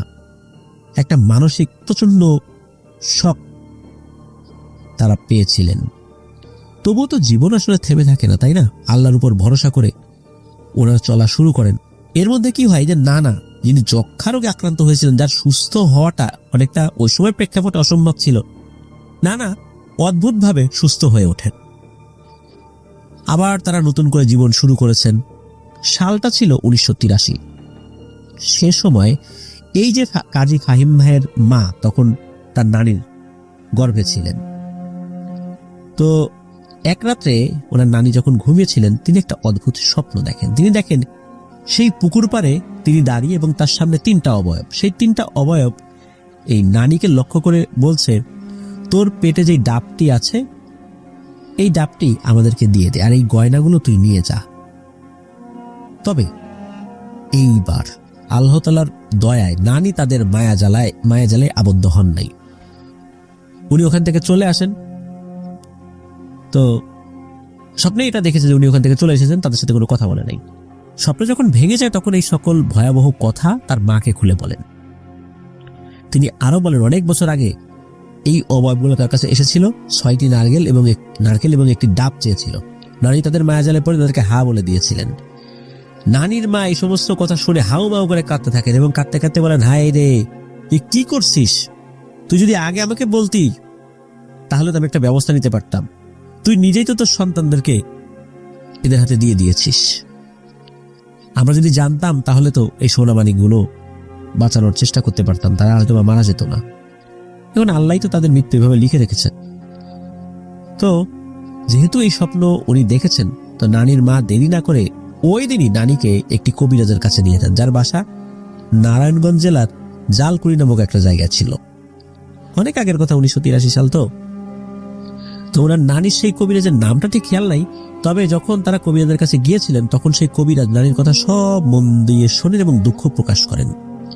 এবং উনি বলেন যে যদি আগে যে ঘটনা ঘটেছিল সেটা যদি উনি সবাইকে বলতেন, আর ওই যেই স্বর্ণের টাকা যেটা উনি ভাসতে দেখেছিলেন, এগুলো ছিল একটা ফাঁদ, একটা ট্র্যাপ। এই ট্র্যাপে উনি পড়ে গিয়েছিলেন, কারণ ওই সময় তার পরিবারের টাকার প্রয়োজন ছিল। কিন্তু ওই টাকাগুলো উনি কিন্তু ব্যবহারও করতে পারেন নাই, এক জায়গায় রেখেছিলেন, পরবর্তী সেটা আসলে ওইভাবে পাওয়া যায় নাই। কিন্তু এই ট্র্যাপে ফেলেই মূলত এই ভয়ঙ্কর কাজটি ওই দুষ্টু জিনেরা করেছিল। মূলত এই যে পিতলের ঢেঁটিগুলো দেওয়ার কথা যেগুলো বলা হয়েছিল, তার বিনিময়ে যে ডাব এবং নারকেল চেয়েছিলেন, তা মূলত ডাব বলতে নানির মেয়ে সন্তান আর নারকেল বলতে নানির ছেলে সন্তানদেরকে চাওয়া হয়েছিল। আর এমন কিছু জিন থাকে যারা মানুষদেরকে এইভাবে ট্র্যাপে ফেলে বাচ্চাদেরকে বলি দিয়ে থাকে। তবে তারা মা অথবা বাবার অনুমতি না পেলে বাচ্চাদেরকে কিন্তু নিয়ে যেতে পারে না বা বলি দিতে পারে না। তাই অনেক সময় তারা বাবা মাকে মায়াজালে ফেলিয়ে বিভিন্ন ধরনের জিনিসের লোভ দেখিয়ে বাচ্চাদের বলির অনুমতি নিয়ে নেয়। তো 7টি সন্তান বলি দিয়েও কিন্তু ওরা ক্ষান্ত হয়নি। এখন যেহেতু নানির পেটে যে সন্তানটি রয়েছে তাকেও তারা বলি দিতে চায়। তো কবিরাজ আরো বলেন যে তুই যদি এই কথাগুলো তোর মার কাছে না বলতি তাহলে এবার সন্তানটিও ভূমিষ্ঠ হওয়ার পর ওরা বলি দিয়ে ফেলতো। তো যখন কবিরাজের কাছে সমস্যার সমাধান চাওয়া হয় তখন কবিরাজ অদ্ভুত ধরনের একটা সমাধানের কথা বলেন। তিনি বলেন, আর কিছুদিন পরেই হবে পূর্ণ গ্রহণ, অর্থাৎ সেই দিন চাঁদ সম্পূর্ণভাবে ফুটে উঠবে আকাশে। সেই রাতে এই কবিরাজ একটি কলসিতে কিছু পানি এনে দেবেন। এরপর নানা মানে নানির হাজবেন্ড এই পানিটা চাঁদ যখন পুরোটা আকাশে ফুটে উঠবে তখন এই পুকুরের ভেতরে পানিটা ঢালতে হবে। পানি ঢালার বেশ কিছুক্ষণ পর পুকুরের ভেতর থেকে একটি নৌকা ভেসে উঠবে এবং সেই নৌকাটি এই নানার কাছাকাছি আসবে। নানা তখন যেটা করবে সেটা হচ্ছে এই নারীর কাছে যত ধরনের স্বর্ণ যেগুলো আছে এই সব কিছু এই নৌকার ভেতরে দিয়ে দিতে হবে। তখন নৌকাটি আস্তে আস্তে আবার মাছ পুকুরে চলে যাবে। আর তখন নানাকে এক নিঃশ্বাসে পিছন দিকে না তাকিয়ে এক দৌড়ে বাসায় চলে আসতে হবে। আর নানা যখন বাসায় আসবেন তখন নানি তাকে হালকা গরম পানি দিয়ে গোসল করিয়ে দিবেন। এটাই সমাধান, এর থেকে আর সহজ উপায় হয় না, এটা কবিরাজ বলে দেন। তো ওনারা রাজি হয়েছেন। এর কয়েকদিন পরে ছিল সেই কাঙ্ক্ষিত পূর্ণ গ্রহণের রাত। সে রাতে নানা কবিরাজের দেয়া কলসি এবং নানির যত অলংকার রয়েছে তা একটি পুটলিতে বেঁধে নেন। চাঁদ যখন উঠেছিল তখন উনি পুকুর পাড়ে গিয়েছেন এবং সেই কলসির পানি পুকুরে ফেলে দেওয়ার কিছুক্ষণ পর একটি নৌকা পুকুরের ভেতর থেকে উপরে উঠে আসে এবং যখন নৌকাটি কাছে আসে তখন একে একে কাছে চলে এসেছে। তখন নানা নানির সকল অলংকার ওই নৌকার মধ্যে দিয়ে দেন এবং ঘুরে এক নিঃশ্বাসে বাসায় চলে আসেন। একটা দৌড় দিয়েছেন, বাসায় চলে আসছেন। তো নানি এরপরে হালকা গরম পানি দিয়ে ওনাকে গোসল করে দিয়েছেন। তো এরপর নানির সাথে আর কোনো ধরনের ভৌতিক ঘটনা ঘটেনি। কাজী ফাহিমের আম্মা উনি সুস্থভাবে স্বাভাবিকভাবে জন্মগ্রহণ করেন। এরপর কাজী ফাহিমের আরো 2টি মামা মানে তার নানির আরো 2টি ছেলে সন্তান হয়। এই ছেলে সন্তানদের মধ্যে একজন মাওলানা এবং একজন ব্যবসায়ী বর্তমানে যারা আছেন আর কি। তো এভাবেই ভুলের কারণে তার 7টি সন্তান এই দুষ্টু জিনেদের বলি হয়ে গিয়েছিল। এই আন্ধারি পুকুরের ভেতরে থাকা এই জিনেদের ফাঁদে পড়ে। প্রিয় লিসেনার্স, এমন ঘটনা যদি কারো ঘটে, যদি কেউ স্বপ্নে দেখেন, যারা সন্তানের বাবা বা মা হয়েছেন, তা যদি এই ধরনের বিষয় কখনো দেখেন স্বপ্নের মধ্যে, অবশ্যই সতর্ক থাকবেন। আর এই স্বপ্নের কথাগুলো গোপন করবেন না। দ্রুত ভালো কোনো আলেমের সাথে পরামর্শ করে এই বিষয়ে দ্রুত সিদ্ধান্ত না নিলে পরিবারে ভয়ানক একটি বিপদ নেমে আসতে পারে। আল্লাহ আমাদেরকে হেফাজত করুন। ধন্যবাদ জানাচ্ছি কাজী ফাহিম ভাইকে চমৎকার রোমহর্ষক ঘটনা আমাদের সাথে শেয়ার করার জন্য। প্রিয় লিসেনার্স, চলে যাব আমাদের এবারের এপিসোডের পরবর্তী আরো একটি নতুন ঘটনায়। এখন যে ঘটনাটি আপনাদের সাথে শেয়ার করব, এই ঘটনাটি আমাদেরকে যিনি পাঠিয়েছেন তার নাম মোহাম্মদ আলামিন। ওনার বাড়ি নারায়ণগঞ্জেই। তো ঘটনাটি ওনার নিজের সাথেই ঘটেছিল। তো চলুন ঘটনাতে চলে যাই। ঘটনা খুব বেশি দিন আগের নয়, দীর্ঘ 1 মাস রোজা রেখে খুব ভালোভাবেই উনি ইবাদত বন্দেগী করেছেন। তো রোজারিদের পর শাওয়ালের 6টি রোজা রাখতে হয়, যেটাকে অনেকেই আমরা সাক্ষী রোজা বলে থাকি। এই সাক্ষী রোজার একটা ফজিলত রয়েছে যে ব্যক্তি শাওয়ালের 6টি রোজা রাখে সেজন্য সারা বছরই নফল রোজা রাখে। তো এই কারণেই মূলত আমরা অনেকেই 1 মাস রোজা রাখার পর ঈদের পরের দিন থেকে বা তারও কয়েকদিন পর থেকে সুবিধাজনক সময়ে এই শাওয়ালের 6টি রোজা আমরা রাখার চেষ্টা করি। তো উনিও ঈদের পরে এই শাওয়ালের রোজা রাখা শুরু করেছিলেন। তো উনি প্রথম রোজা রাখার পরের দিন সাহারি খেয়ে উনি দেখে যে এখনো অনেক টাইম বাকি আছে, এখনো আজানও দেন নাই, মানে আজানও মুয়াজ্জিন দেন নাই। কারণ হলো এখন তো রমজান মাস না, রমজান মাসে তো একটা নির্দিষ্ট সময় সাথে সাথে সাহারির সময়টা পার হলেই আজান দিয়ে দেয়, কিন্তু পরবর্তীতে কিন্তু এরকম টাইমটা মেনটেন করা হয় না। তো এই কারণে আসলে ঘড়ির সময়টা দেখেই উনি ফিক্স করেছিলেন যে কখন সাহারির সময়টা শেষ হয়। তো উনি চিন্তা করলেন যে এখনো তো আজান দিতেও অনেক দেরি, তো এই সময় আমি তাহাজ্জুদের নামাজটা পড়ে নিই। এখন যদি ঘুমিয়ে পড়ি তাহলে তাহাজ্জুদের নামাজটাও মিস হয়ে যাবে এবং ফজরের নামাজটাও মিস হয়ে যেতে পারে। তো উনি চিন্তা করলেন যে যাই, ঘর থেকে বের হয়ে ওযু করে আসি। তো ওযু করার আগে একটু ওয়াশরুমে যাবেন জল বিয়োগ করার জন্য। তো ওনাদের যে ওয়াশরুম আর যে কলপার, মানে যেখানে উনি ওযু করবেন, তো ওনাদের ওয়াশরুমটা ছিল ছোট একটি খাল পাড়ে। এটা এমন একটা পুকুর যে একটা সময় নদীর সাথে নাকি এটার সংযোগ ছিল, আর ওইটার সাথেই ওয়াশরুম, আর তার একটু সামনে একটা গোসলখানা, আর ওনাদের একটা মোটর বসানো আছে। সেই মোটরের পানি ওঠানোর জন্য একটা ট্যাঙ্ক বা টাঙ্কি বলি আমরা অনেকে, যেটা সেটা বসানো আছে। তো উনি ঘর থেকে বের হওয়ার আগে উনি ওনার ওয়াইফকে বললেন যে আমি তো ওয়াশরুমে যাব, তুমি কি আমার সাথে বাইরে যাবা? তো তার ওয়াইফ আবার বললেন না, তুমি যাও, আজান হয়ে গেলে আমাকে ডাক দিও, আমি নামাজ পড়বো। তো উনি আর তাকে ডাকেন নাই। তো উনি ওয়াশরুমের দিকে রওনা দিয়েছেন। তো উনি যখন ওয়াশরুমের কাছাকাছি গিয়েছেন তখন উনি দেখেন যে ওয়াশরুমের সামনে তার স্ত্রী দাঁড়িয়ে আছে। তো উনি দেখে খুব অবাক, কারণ উনি মাত্র তাকে দেখে আসলেন, তার স্ত্রী তখন ঘুমের মধ্যে বলল যে আজান হলে ডাক দিও। এখন এ কোত্থেকে আসলো, তার আগে এখানে চলে আসলো, এটা কিভাবে সম্ভব? তো উনি আবার ওনার স্ত্রীকে বলছেন যে কি ব্যাপার, তুমি এখানে দাঁড়ায় আসছো, যে আমার তো অনুরোধ করলাম, আমার অনুরোধ তো রাখলা না, উঠলা না, তাই এখন কিভাবে আসলা, এত তাড়াতাড়ি কিভাবে আসলা? উনি কিন্তু প্যারানর্মাল কোনো কিছু চিন্তা করেন নাই। উনি একটু রাগ হয়েছিলেন যে ওই সময় ডাকলাম উঠলো না, কিন্তু আমাকে চমকে দেওয়ার জন্য কি এখানে আসলো না। কিন্তু উনি দেখতেন যে না, তার স্ত্রী কোনো কথার উত্তরই দিল না, উল্টো সোজা হন হন করে কলপারের দিকে হাঁটতে হাঁটতে চলে গেল, মানে যেখানে গিয়ে উনি অজু করবেন ওনার স্ত্রী। মনে হচ্ছে উনি অজু করার জন্য দিকটাতে চলে গেলেন। তো উনি আর কোনো কথা না বলে উনি ওয়াশরুমের ভিতরে ঢোকেন। হয়তো 2 মিনিটের মাথায় উনি আবার ওয়াশরুম থেকে বের হয়ে পড়েন। বের হয়ে উনি চিন্তা করছেন হয়তো তখনও ওনার স্ত্রী অজু করছে, কিন্তু উনি যখন কলপারে গিয়েছেন তখন দেখেন যে না, তো ওখানে কেউ নাই। উনি দ্রুত অজু করেন, অজু করে উনি ঘরে ঢুকে দেখেন যে ওনার স্ত্রী গভীর ঘুমে মগ্ন। তো উনি তখন তাকে ডাক দিয়েছেন। তো ঘুমের ভিতর থেকে একজন মানুষের আসলে ডেকে ওঠানোর পর তার কথাবার্তায় একটু অসংলগ্নতা থাকে, স্বাভাবিকভাবে আমাদেরও থাকে, একটু সেন্স আসতে কয়েক সেকেন্ড সময় লাগে, তাই না? তো যখন ডাক দিয়েছেন তার স্ত্রী তো হু হু হু এরকম করে উঠছে আর কি, হঠাৎ করে ডাক দিয়ে যেরকমটা হয়। তো এটা শুনেই উনি বুঝতে পেরেছেন যে তার স্ত্রী গভীর ঘুমে রয়েছে। তারপরও জিজ্ঞেস করেছেন যে কি ব্যাপার, তুমি ওয়াশরুমে গেলা, আবার এত তাড়াতাড়ি চলে আসলা? তখন উনি বলছেন যে ওয়াশরুম? কিসের ওয়াশরুম? আমি তো যাইনি, আমি তো বাইরেই বের হই নাই। তখন আবার উনি এই ঘটনা বললেন যে তোমাকে তো দেখলাম এই অবস্থা।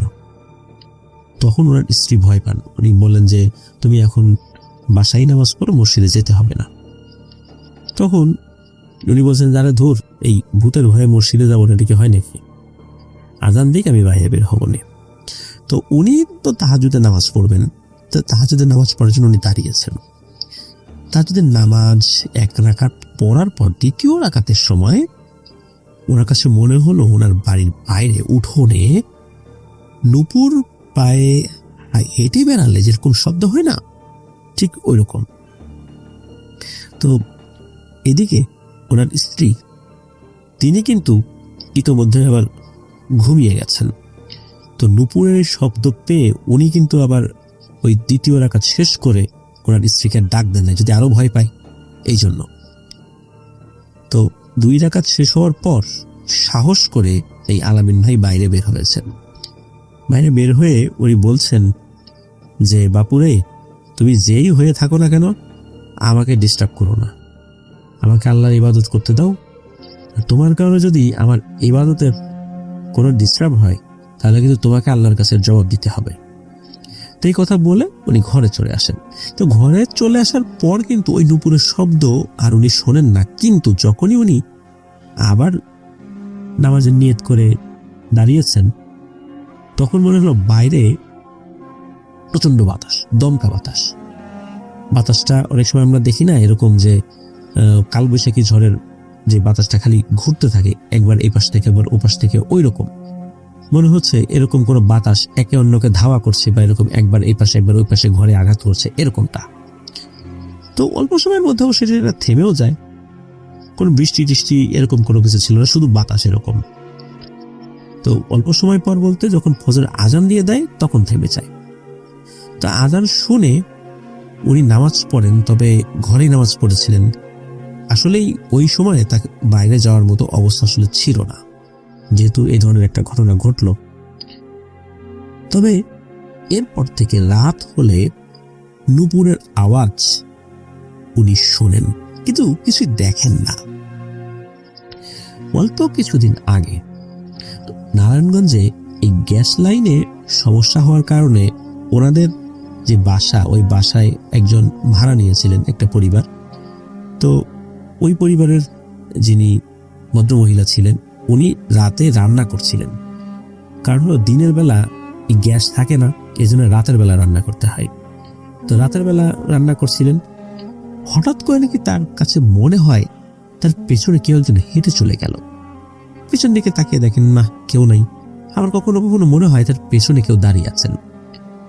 তো এক রাত্রে হয় কি, উনি মাছ রান্না করবেন, তো মাছটা ভেজে তারপর রান্না করতে হবে। তো উনি মাছ ভাজাটা রেখেছেন, মানে এরপরে উনি তরকারি তৈরি করছেন, সেই তরকারির মধ্যে আবার ছেড়ে দেবেন। তো ওই তরকারিটা হচ্ছিল মাছ ভাজা, অন্য আর একটা পাত্র ছিল। তখন উনি দেখলেন যে ওনার কিছু পানি লাগবে। তো উনি কি করেছেন, ওই মাছ ভাজা ওখানে রেখে তরকারিটাও চুলায় রেখে উনি কলপারে পানি আনতে যাবেন। তো পানি আনতে যাওয়ার পর উনি পানি নিয়ে এসে দেখেন যে হ্যাঁ, তরকারি ঠিকঠাক মতোই হচ্ছে, কিন্তু মাছ একটাও নাই। এখন বিড়াল যদি মাছ নাই, সে তবে একটা মুখে নিয়ে দৌড় দেবে। এতগুলো মাছ, টুকরো টুকরো মাছ তো সে মুখে নিয়ে দৌড় দিতে পারবে না, কিন্তু একটা পিস মাছও নাই। এটা দেখে উনি তো ভয়ে আর রাতের বেলা রান্নাই করেন নাই, রান্না ওই অবস্থাতেই উনি ক্লোজ করে দেন। তো তারপর এই বিষয়টা আলামিন ভাইকে বলেন। এরপর ওনারা এক হুজুরের কাছে যান। তখন সেই হুজুর কিছু অদ্ভুত তথ্য দেন। হুজুর বলেন ওনাদের এই বাসায় নাকি দুইটা জিন আছে, একটা মহিলা জিন আর অন্যজন সাদা পাঞ্জাবি পরিহিত পাগড়ি পরা, সেও একটা বৃদ্ধ জিন। তবে এই বৃদ্ধ জিনটা আগে ছিল না।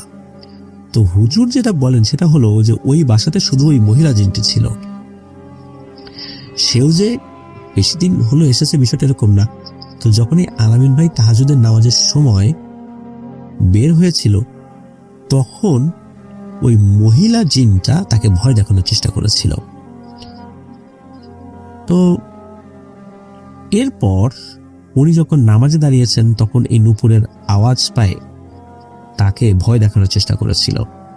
তো এরপর উনি যখন বাইরে বের হয়ে আসছেন, বের হয়ে আসার পর উনি বলেন যে তুমি যে আমার ইবাদতে ডিস্টার্ব করো না।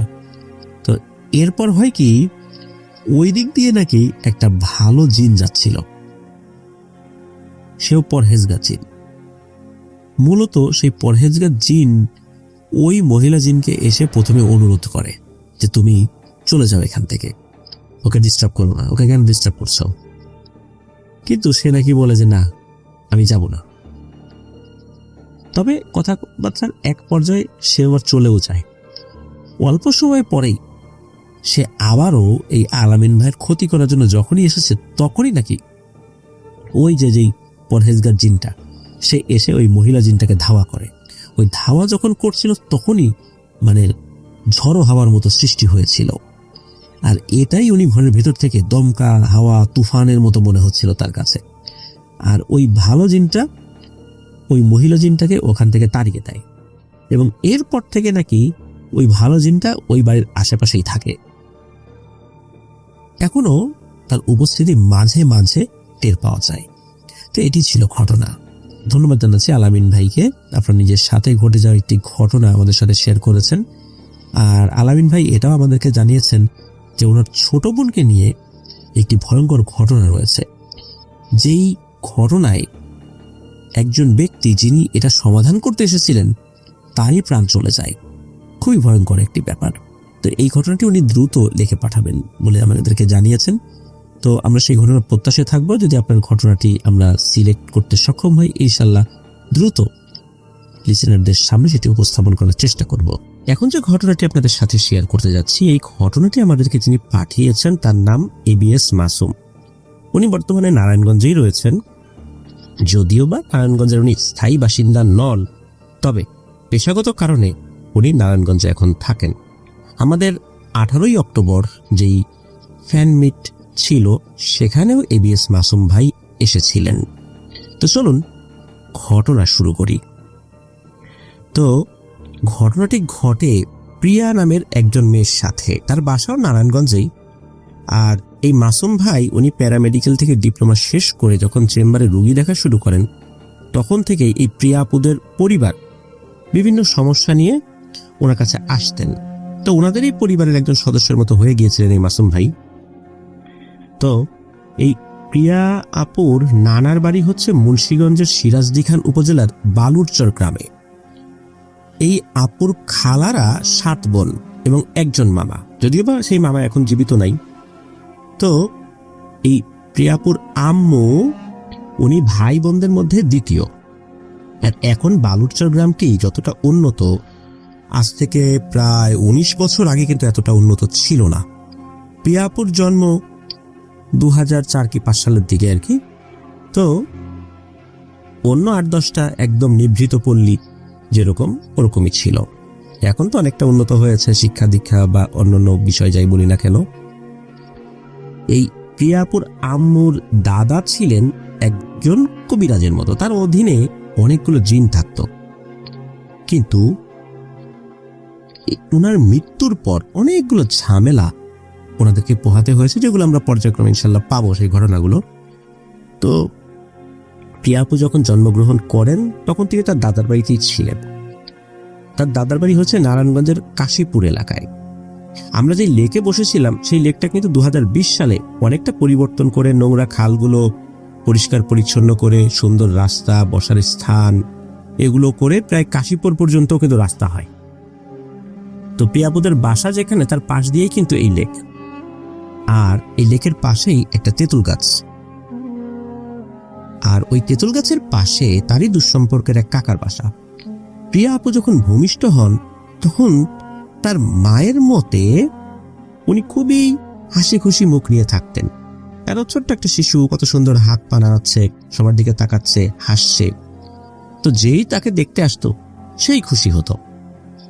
আর অন্যান্য চাচাতো ভাই বোনদের মাঝে এই প্রিয়া আপু সবার ছোট ছিলেন বলেই সবাই তাকে খুব আদর করতেন। ওনাকে 40 দিন পর্যন্ত কোনো কারণ ছাড়া ঘরের বাইরে বের করা হয়নি।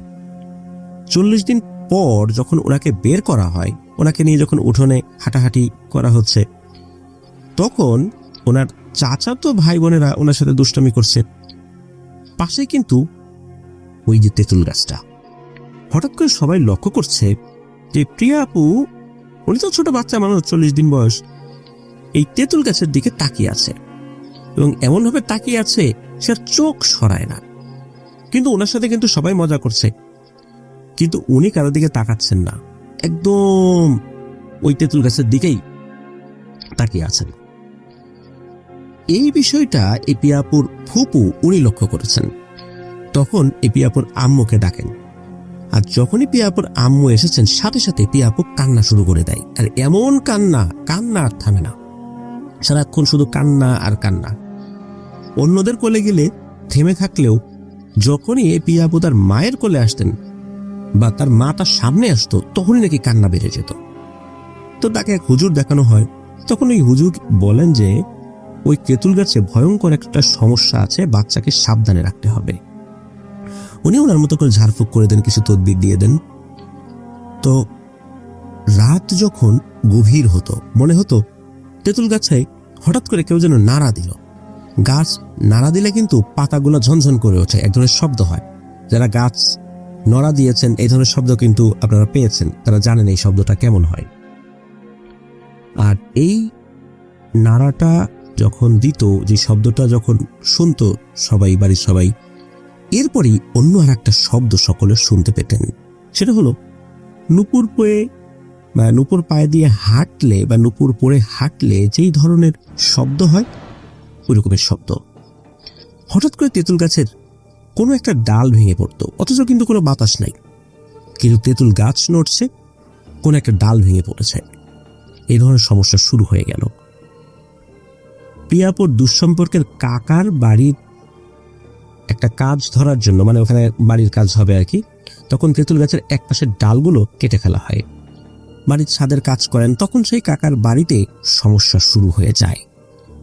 একদিন ওনার ছোট মেয়ে বিকেলবেলা জামা কাপড় আনার জন্য ছাদে গিয়ে দেখেন ঠিক তেঁতুল গাছের পাশে ছাদে তার বড় বোন বসে আছে। তো উনি জিজ্ঞেস করছেন, কি রে আপু, তোকে তো দেখলাম তুই ঘুমাচ্ছিস, তুই ছাদে এলি কখন? তখন কি করেছে, তার বড় বোন তার দিকে তেড়ে এসে প্রচন্ড জোরে কষে দিয়েছে একটা চর। উনি তো চর খেয়ে কাঁদতে কাঁদতে নিচে আসছেন। নিচে এসে তার মাকে বলেন যে আপু আমাকে মারছে কোনো কারণ ছাড়া। তো তার আম্মু তো অবাক হয়ে যান যে কি ব্যাপার, ওকে না দেখলাম ঘুমাচ্ছে। তো উনি আবার তাকে সাথে নিয়েই ওই আপুর রুমে গিয়েছেন। দেখা যাচ্ছে সে তখন গভীর ঘুমে বিভোর। তাকে ডেকে ওঠানো হয়েছে, তখনও সে মানে অনেকটা অচেতনের মতো, ঘুম থেকে ডেকে ওঠালে যেরকম হয় আর কি। তখন তাকে জিজ্ঞেস করে যে কি ব্যাপার, তুই কি ছাদে গেছিলি? সে বলে না, আমি তো ছাদে যাই না, আমি তো ঘুমাচ্ছিলাম। তার মাও বুঝতে পারে যে ও এখান থেকে যায় না, কারণ উনি যখন কাজ করছিলেন ঘরের ভিতরে ওনার চোখ কিন্তু কয়েকবার তার দিকে পড়েছে যে উনি ঘুমিয়ে আছেন। তখন তার মা বুঝতে পারেন নিশ্চয়ই তেঁতুল গাছের সমস্যাটা আবার হয়তোবা বেড়েছে। এরপর থেকে ওনাদের বাসায় কিছু সমস্যা দেখা যেতে থাকে। ওনারা সবাই ঘুমিয়ে আছেন, হঠাৎ করে মনে হলো ছাদের উপর ধূপধাপ ধূপধাপ শব্দ, মনে হচ্ছে কেউ দৌড়াচ্ছে, কেউ হাঁটছে। আবার নুপুর পায়ে দৌড়ালে যেমনটা শোনা যায় অমনটা শব্দ শোনা যায়। আবার কখনো কখনো অনেক রাত, ওই রাত্রে মেয়েলি কণ্ঠের কান্নাও কিন্তু শোনা যেত। তো এবার আসি এই পিয়াপুর মূল ঘটনায়। আমরা তো ওই বাড়ির একটা ঘটনা বললাম যে ওই তেঁতুল গাছের ডাল কাটার পরে ওখানে কি সমস্যা হয়েছিল। তো পিয়াপুর বয়স যখন 8-9 বছর, তখন কাশীপুরের অপর পাশে একটা ছোট্ট নদী আছে, সেই এলাকায় ওনার চাচাতো ভাইয়েরা বাড়ি করেছেন। সেখানে এখন যতটা উন্নত, এখন থেকে 10-12 বছর পূর্বে তো এতটা উন্নত ছিল না। খুবই শুনশান নীরব এলাকা। তো যেখানে বাড়ি করা হয়েছে আর কি, ওখানে আবার 3 রাস্তার মোড় ছিল। একদিকে শ্মশান, একদিকে বক্তাবলী রোড, অন্যদিকে আর এক এলাকার রোড। তো নতুন বাড়ি দেখতে এই পিয়া আপু আর ওই যে সেই ভাবির কথা বললাম আর কি, যার মেয়েদের সাথে এই ধরনের ঘটনা ঘটেছিল, সেই ভাবির বড় ছেলে একসাথে যাচ্ছে। ঠিক দুপুর 12টার মতো বাজে, একদম দিনের বেলার ঘটনা। কেউ নাই, এমন শুনশান। তো বাড়ির সামনে 3 মুখ রাস্তা, মানে 3টা মোড়ের রাস্তা। তো ওই সময় রাস্তা আসলে কেউ ছিল না। তো ওই দিক দিয়ে যাওয়ার সময় দেখে যে ওই জায়গাটাতে, ওই যে অনেক সময় মানুষ কিছু ভোগ টোক দেয় না, কিছু খাবার টাবার দিয়ে রাখে, ওরকম কিছু একটা। তো ওনারা তো ছোট মানুষ, অত কিছু বোঝেন নাই। তো এই পিয়াপুর ভাগিনা গিয়া কি করেছে, সেই ভোগে কি আছে সেটা দেখতে গিয়ে লাঠি দিয়ে ভোগে একটা আঘাত করে।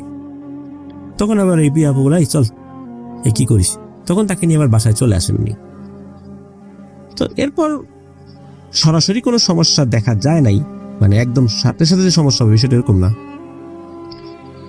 তো এরপরে ওই সময় তো শীতের দিন ছিল, সবাই ভাবছেন যে চিতই পিঠা খাবেন।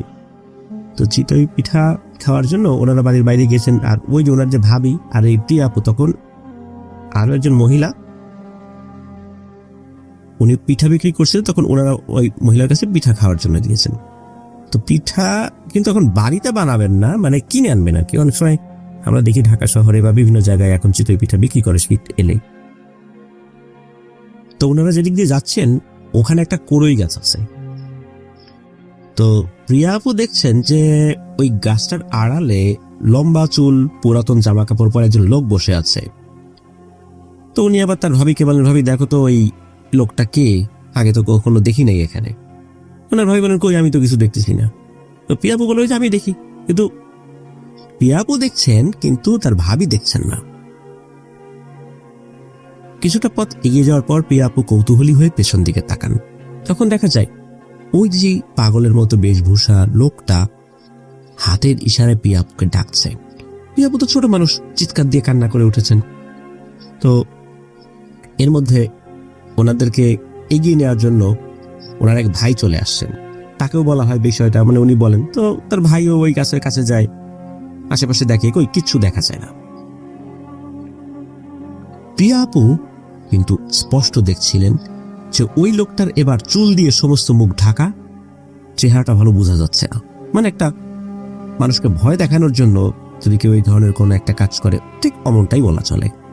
তো সবাই তো চলে আসছেন, কিন্তু পিয়াপুর ওই ভাই আবার বাইরে গিয়েছেন, আবারও লাইট মেরে ওই জায়গাটা দেখে আসছেন, কিন্তু আশেপাশে তিনিও কাউকে দেখতে পান নাই। পরের দিনের ঘটনা, পিয়াপু বাসায় আসছেন, তখন একা একা। ওই যে নদীটার কথা বললাম, ওই নদী পার হতে হয় সাঁকো দিয়ে। তো সাঁকোর পাশে দেখে ওই পাগলটা দাঁড়ানো অবস্থায়। তখন পিয়াপুকে ডাক দেয়, কিন্তু পিয়াপু তো ভয়ে দৌড়ে সাঁকোতে উঠে যায়। সেদিন বিকেলবেলা আবার যখন ওই সাঁকোটা পার হওয়ার জন্য উনি গিয়েছেন, তখন পেছন থেকে পিয়াপুর নাম ধরে ডাক দেয়, এই পিয়া থাম থাম। পিয়াপু পিছন দিকে তাকিয়ে দেখেন ওই যে সেই পাগলের মতো বেশভূষা লোকটা। রাস্তা ওই সময় ফাঁকা, কেউ নাই। তখন পিয়াপু সাহস করে বলছেন, আচ্ছা আপনি আমার নাম কিভাবে জানলেন, আপনি ওকে ভয় দেখান কেন? তখন ওই পাগলটা বলে, তোর অনেক বিপদ রে, তোর মা এমন একটা কাজ করে ফেলেছিল, আমি যদি ওই ভয়ঙ্কর শয়তানটাকে না বাঁধতাম তাহলে তুই তো বেঁচে থাকতি না, তোর পরিবারের সদস্যরাও বেঁচে থাকতো না। তোর 40 দিন বয়সের সময় যে শয়তান তোর পিছু নিয়েছে সে অনেক ভয়ঙ্কর, আর তোর ভাইকে কিন্তু একটু সাবধানে থাকতে বলিস। তো পিয়াপু এই ধরনের কথাবার্তা শোনার পর সবকিছু মনে হচ্ছে ওনার মাথার উপর দিয়ে যাচ্ছে কথাবার্তা। তো পিয়াপু ওনার পরিচয় জানতে চাইলে উনি কিছু বলেন না। তো এটাও ওই পাগল বেশি লোকটা বলে দেন যে তুই এই কথাগুলো তোর মাকে ছাড়া আপাতত কাউকে বলিস না। তো পিয়া আপু এই কথা শোনার পর কিছুটা পথ আগানোর পর আবার পেছন দিকে তাকিয়ে ওনাকে দেখতে পান না। তখন আবার ভয় পেয়ে উনি দৌড়ে বাড়িতে চলে আসেন। তো ঠিক পরের দিন ওনার ভাগিনা সিঁড়ি থেকে পড়ে হাত ভেঙে যায়। এটা একটা কাকতালীয় ঘটনাও হতে পারে, আবার ওই যে পাগলের মতো লোকটি যেটা বলেছিল সেটাও হতে পারে। তো পিয়া আপু কিন্তু বাড়িতে এসে তার মাকে সব কথা বলেছিলেন, আর ওই লোকটা কিছু একটা জিনিস দিয়েছিলেন যেটা তার সাথে রাখতে বলেছিলেন আর কি। তো এই যে ব্যাপারগুলো, তারপরে এই যে তার ভাগিনার যে কথাটা, এটা কিন্তু বলতে বলেছিলেন, কিন্তু উনি ভুলে গিয়েছিলেন আর কি। বা উনি ওনার মাকে বললে ওনার মা কাজের ব্যস্ততায় ওই যে ছেলেটা পরে হাত ভেঙে গেছে তার মাকে বলতে ভুলে গিয়েছিলেন আর কি। তো যাই হোক, ভালো একজন কবিরাজের কাছে নিয়ে যাওয়া হয় পিয়া আপুকে। তখন ওই কবিরাজ যা যা ঘটেছিল সব কথাই খুলে বলেন। তো সেই কবিরাজ বলেন যে মূলত যেই লোকটিকে পিয়া দেখেছে উনি আধ্যাত্মিক সাধক গোছের একজন ফকির। তো এদেরকে কখনো হাজির করা যায় না, এরা কখনো কখনো মানুষের সামনে দেখা দেয়, আসে, মানুষের উপকার করে, এভাবেই চলে যায়। এরা মানুষ না জিন এটা বলা মুশকিল, মানুষও হতে পারে জিনও হতে পারে। তো আল্লাহর অশেষ রহমতে এই লোকটি পিয়া আপুর উপকারের কাজই করেছে। তো এখনো পিয়া আপু মাঝে মাঝে ঘুমের মধ্যে ভয় পেয়ে চিৎকার দিয়ে ওঠেন, কান্নাকারি করেন, ভয়ঙ্কর কোনো কিছু একটা উনি দেখেন। এখনো এই সমস্যাটা ওনার সাথে চলমান রয়েছে। তো এটি ছিল ঘটনা। এবিএস মাসুম ভাইকে ধন্যবাদ জানাচ্ছি 18 অক্টোবর আমাদের সাথে দেখা করতে আসার জন্য আর ওনার এই ঘটনার জন্য। আমার গলার অবস্থা শুনেও নিশ্চয়ই বুঝতে পারছেন, যার ফলশ্রুতিতে একটি দীর্ঘ মেগা এপিসোড যে আয়োজন করব সেটাও আমার পক্ষে সম্ভব হচ্ছে না। এই জিনিসটা আপনারা ক্ষমা সুন্দর দৃষ্টিতে দেখবেন এটাই আশা করি। প্রিয় লিসেনার্স, এখন যে ঘটনাটি আপনাদের সাথে শেয়ার করব, এই ঘটনাটি আমাদেরকে যিনি পাঠিয়েছেন তার নাম নাজমুল ইসলাম। ওনার বাড়ি নোয়াখালী জেলার বেগমগঞ্জ উপজেলার সাহেবের হাট এলাকায়। উনি বর্তমানে নারায়ণগঞ্জে ছোটখাটো একটি কাজ করছেন। তো উনি যে ঘটনাটি পাঠিয়েছেন এই ঘটনাটা এটা উনি ওনার দাদুর কাছ থেকে শুনেছিলেন। ওনাদের পৈতৃক নিবাস নোয়াখালী হলেও অনেক আগে থেকেই ওনারা নারায়ণগঞ্জে বসবাস করেন। তো ওনার দাদুর কাছ থেকে একটি ব্রিজ কেন্দ্রিক ঘটনা শুনতে পান। তো ঘটনাটা শুনেছিলেন কিন্তু অনেক আগে, 2008 সালে শুনেছিলেন। তো চলুন মূল ঘটনাতে চলে যাই। ঘটনাটির সূত্রপাত আসলে অনেক আগে হলেও এটি নতুন করে আসলে উনি যেভাবে জেনেছিলেন সেই জানার প্রেক্ষাপটে যেই বিষয়গুলো হয়েছিল সেগুলোই আমরা শুরু করছি। যে কয়েকজন বন্ধু যাদের বাড়ি নারায়ণগঞ্জের গুপচর এলাকার গুদারাঘাট ব্রিজের কাছে। তো রাত তখন প্রায় 8টা। গুপচরের পুরনো একটি কাঠের ব্রিজ রয়েছে, সেই কাঠের ব্রিজের কাছে আসিফ ও তার কয়েকজন বন্ধু গল্প করতে করতে হাঁটছিল। তাদের উদ্দেশ্য ছিল ব্রিজ পার হয়ে ওপারের গ্রামে যাওয়া। কিন্তু গ্রামটির প্রবেশদ্বারেই সেই বিখ্যাত বা কুখ্যাত যেটাই বলি সেই কাঠের ব্রিজ, যা নিয়ে এলাকায় নানা ধরনের ভয়ানক ঘটনা নাকি ঘটেছে এমন গল্পই শুনতে পাওয়া যায়। রাতের বেলা সচরাচর কেউ একা একা এই ব্রিজ পার হওয়ার নাকি সাহস করে না। যখন তারা ব্রিজের কাছে পৌঁছায় তখন চারপাশ এমনিতেই নিস্তব্ধ, আরো নিস্তব্ধ মনে হলো হঠাৎ করেই হয়ে গেল। হঠাৎ করে কোথাও একটা হালকা শো শো শব্দ শোনা যায়। আসিফ একটু থেমে চারপাশটা লক্ষ্য করে। তার কাছে মনে হচ্ছিল কিছু একটা তাদের দিকে তাকিয়ে আছে, কিন্তু সে ভাবলো হয়তো বাতাসের শব্দ, এ আর তেমন কি। আর কিছু দূর এগোতেই ব্রিজের মাঝামাঝি এসে আচমকা তাদের সামনে কালো লম্বা একটা অবয়ব এসে দাঁড়ালো।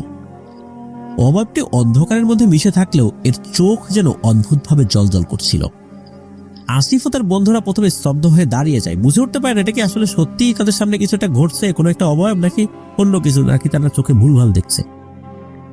এক বন্ধুর কাঁধে হাত রেখে আসিফ বলল, দৌড় দে সবাই, এখানে দাঁড়ানো ঠিক হবে না। সবাই তৎক্ষণাৎ দৌড়াতে শুরু করে। তাদের মধ্যে একটা ভয়ের স্রোত তো বইতেই থাকে। চারদিকে এক ভয়ঙ্কর নিস্তব্ধতা, আর এই নিস্তব্ধতার মধ্যে তাদের পায়ের শব্দ যেন পুরো গুপ্তচরের রাতের শুনশান নীরবতায় বড় ধরনের ব্যাঘাত ঘটেছে বা ব্যাঘাত ঘটাচ্ছে। কিছুক্ষণ পর দৌড়াতে দৌড়াতে তারা ব্রিজের শেষ প্রান্তে এসে পৌঁছায়, কিন্তু তখনই তারা টের পায় যে এই কালো অবয়বটি তাদেরকে ছেড়ে যায় নাই। ওই জিনিসটাও তাদের সাথে সাথে আস্তে আস্তে এগিয়ে আসছে। অবয়বটি তাদের দিকে এগিয়ে আসার সময় তার দীর্ঘ ছায়া পুরো ব্রিজের উপরই পড়েছে, মানে পুরো ব্রিজের উপর তার ছায়াটা পড়েছে। যখন আসিফ ও তার বন্ধুরা ব্রিজের শেষ প্রান্তে পৌঁছে থমকে দাঁড়ায়, চারপাশে নীরবতা এবং তাদের প্রত্যেকের মনে কিন্তু ভয়ের ঝড় বইছে। কিছুই দেখা যাচ্ছে না স্পষ্টভাবে, শুধু সেই কালো লম্বা অবয়বটি ধীরে ধীরে তাদের দিকে এগিয়ে আসছে।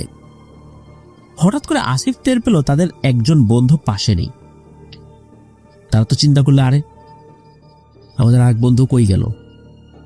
যাকে খুঁজে পাওয়া যাচ্ছিল না তখন, তার নাম হচ্ছে রাকিব। তো আসিফ বলছে যে এই রাকিব কোথায়? তখন সবাই চারপাশে তাকিয়ে দেখলো, সত্যি তো রাকিব নাই। একে তো এরকম একটা অবয়ব দেখা যাচ্ছে, তারপর রাকিব নাই। রাকিব তো তাদের সাথেই হাঁটছিল, কিন্তু রাকিবকে এখন কোথাও দেখা যাচ্ছে না। মুহূর্তের মধ্যে পরিস্থিতি আরো ভয়াবহ হয়ে উঠল। তাদের একজন ভয়ে ফিসফিস করে বলল, যত যাই হোক না কেন আমাদের রাকিবকে অবশ্যই খুঁজে বের করতেই হবে। হয়তো ভয়ে পিছিয়ে পড়ে গেছে, কিন্তু তারা কিন্তু বুঝে গেছে স্বাভাবিক কোনো ব্যাপারের মধ্যে তারা এখন নাই। অন্ধকারের গভীরতা আর এক ধরনের অদ্ভুত শীতল ঠান্ডা অনুভূতি তাদের সাহসকে ক্রমাগত দুর্বল করে দিচ্ছিল। তারা সাহস করে রাকিবের নাম ধরে ডাকতে শুরু করে, রাকিব রাকিব কই গেলি তুই, তাড়াতাড়ি আয়। কিন্তু রাকিবের কোনো সারা শব্দ পাওয়া যাচ্ছে না। হঠাৎ কোথাও একটা জায়গা থেকে একটা চাপা গুঞ্জন শোনা গেল, যেন কেউ অন্ধকার থেকে কিছু একটা বলতে চাইছে। সেই গুঞ্জনটা রাকিবের কণ্ঠস্বরের মতো শোনাচ্ছিল, কিন্তু শব্দটা খুব ফিকে ছিল, মানে খুব অস্পষ্ট ছিল। মনে হচ্ছে অনেক দূর থেকে শব্দটা আসছে। আসিফ বুঝতে পারলো যে তাদের এই ব্রিজ থেকে বের হতে হবে, কিন্তু রাকিবকে ছাড়া তারা কিভাবে ফেরত যাবে? আসিফ একটু সাহস করে বন্ধুদেরকে বলল যে, বন্ধুরা সবাই মিলে হাত ধরে ব্রিজের মাঝ পর্যন্ত যাই, যা থাকে কপালে, এই অবয়ব আমাদের কোনো ক্ষতি করতে পারবে না ইনশাল্লাহ। রাকিব হয়তোবা কোনো জায়গায় আটকে গেছে বা অজ্ঞান হয়ে পড়ে গেছে, ওকে ছাড়া আমরা কিভাবে যাব? বন্ধুকে বাঁচানোর জন্য তারা একে অপরের হাত শক্ত করে ধরে অন্ধকারের মধ্যে হাঁটতে শুরু করলো। একে অপরকে সামান্য সাহস দিচ্ছে, কিন্তু প্রত্যেকের মনে কিন্তু আতঙ্ক বিরাজ করছে। এই বুঝি কোন একটা ভয়ঙ্কর ঘটনা তাদের সাথেও ঘটে। মনে মনে যে যেই দোয়া দরুদ জানছিল বা জানা ছিল সেগুলোই পড়ছিল।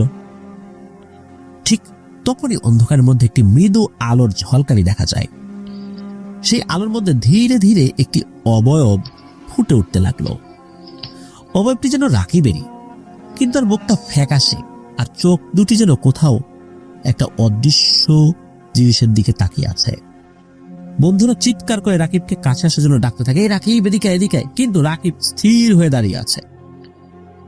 আর তখনই ওই যে কালো অবয়বটা মাঝখানে অল্প সময়ের জন্য দেখা যাচ্ছিল না, ওই কালো অবয়বটা তাদের ঠিক পেছন থেকে এসে আবির্ভূত হলো। যখন আবির্ভূত হয় তখন হালকা একটা টুস করে শব্দ হয়েছিল। ওই টুস করে শব্দ হওয়ার পর তারা যখন পিছনে তাকিয়েছে তখন ওই অবয়বটাকে আবার তারা দেখতে পায়।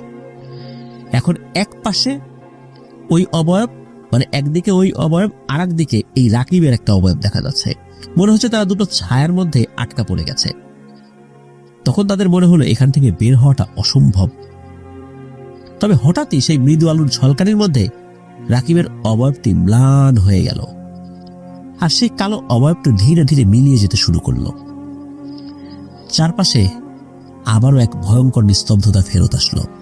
আসিফ ও তার বন্ধুরা দ্রুত দৌড়াতে শুরু করলো, আর কোনো চিন্তা না করেই গ্রামটির দিকে ছুটতে লাগলো। তারা গ্রামে পৌঁছে সবাইকে সব ঘটনা জানালো। অন্যদিকে রাকিবের মা বাবা আর গ্রামবাসীরা মিলে রাকিবকে পুরো জায়গায় খুঁজেছে, সারা রাত ওই ব্রিজের ওখানে খুঁজেছে, কিন্তু কোথাও রাকিবকে খুঁজে পাওয়া যায়নি।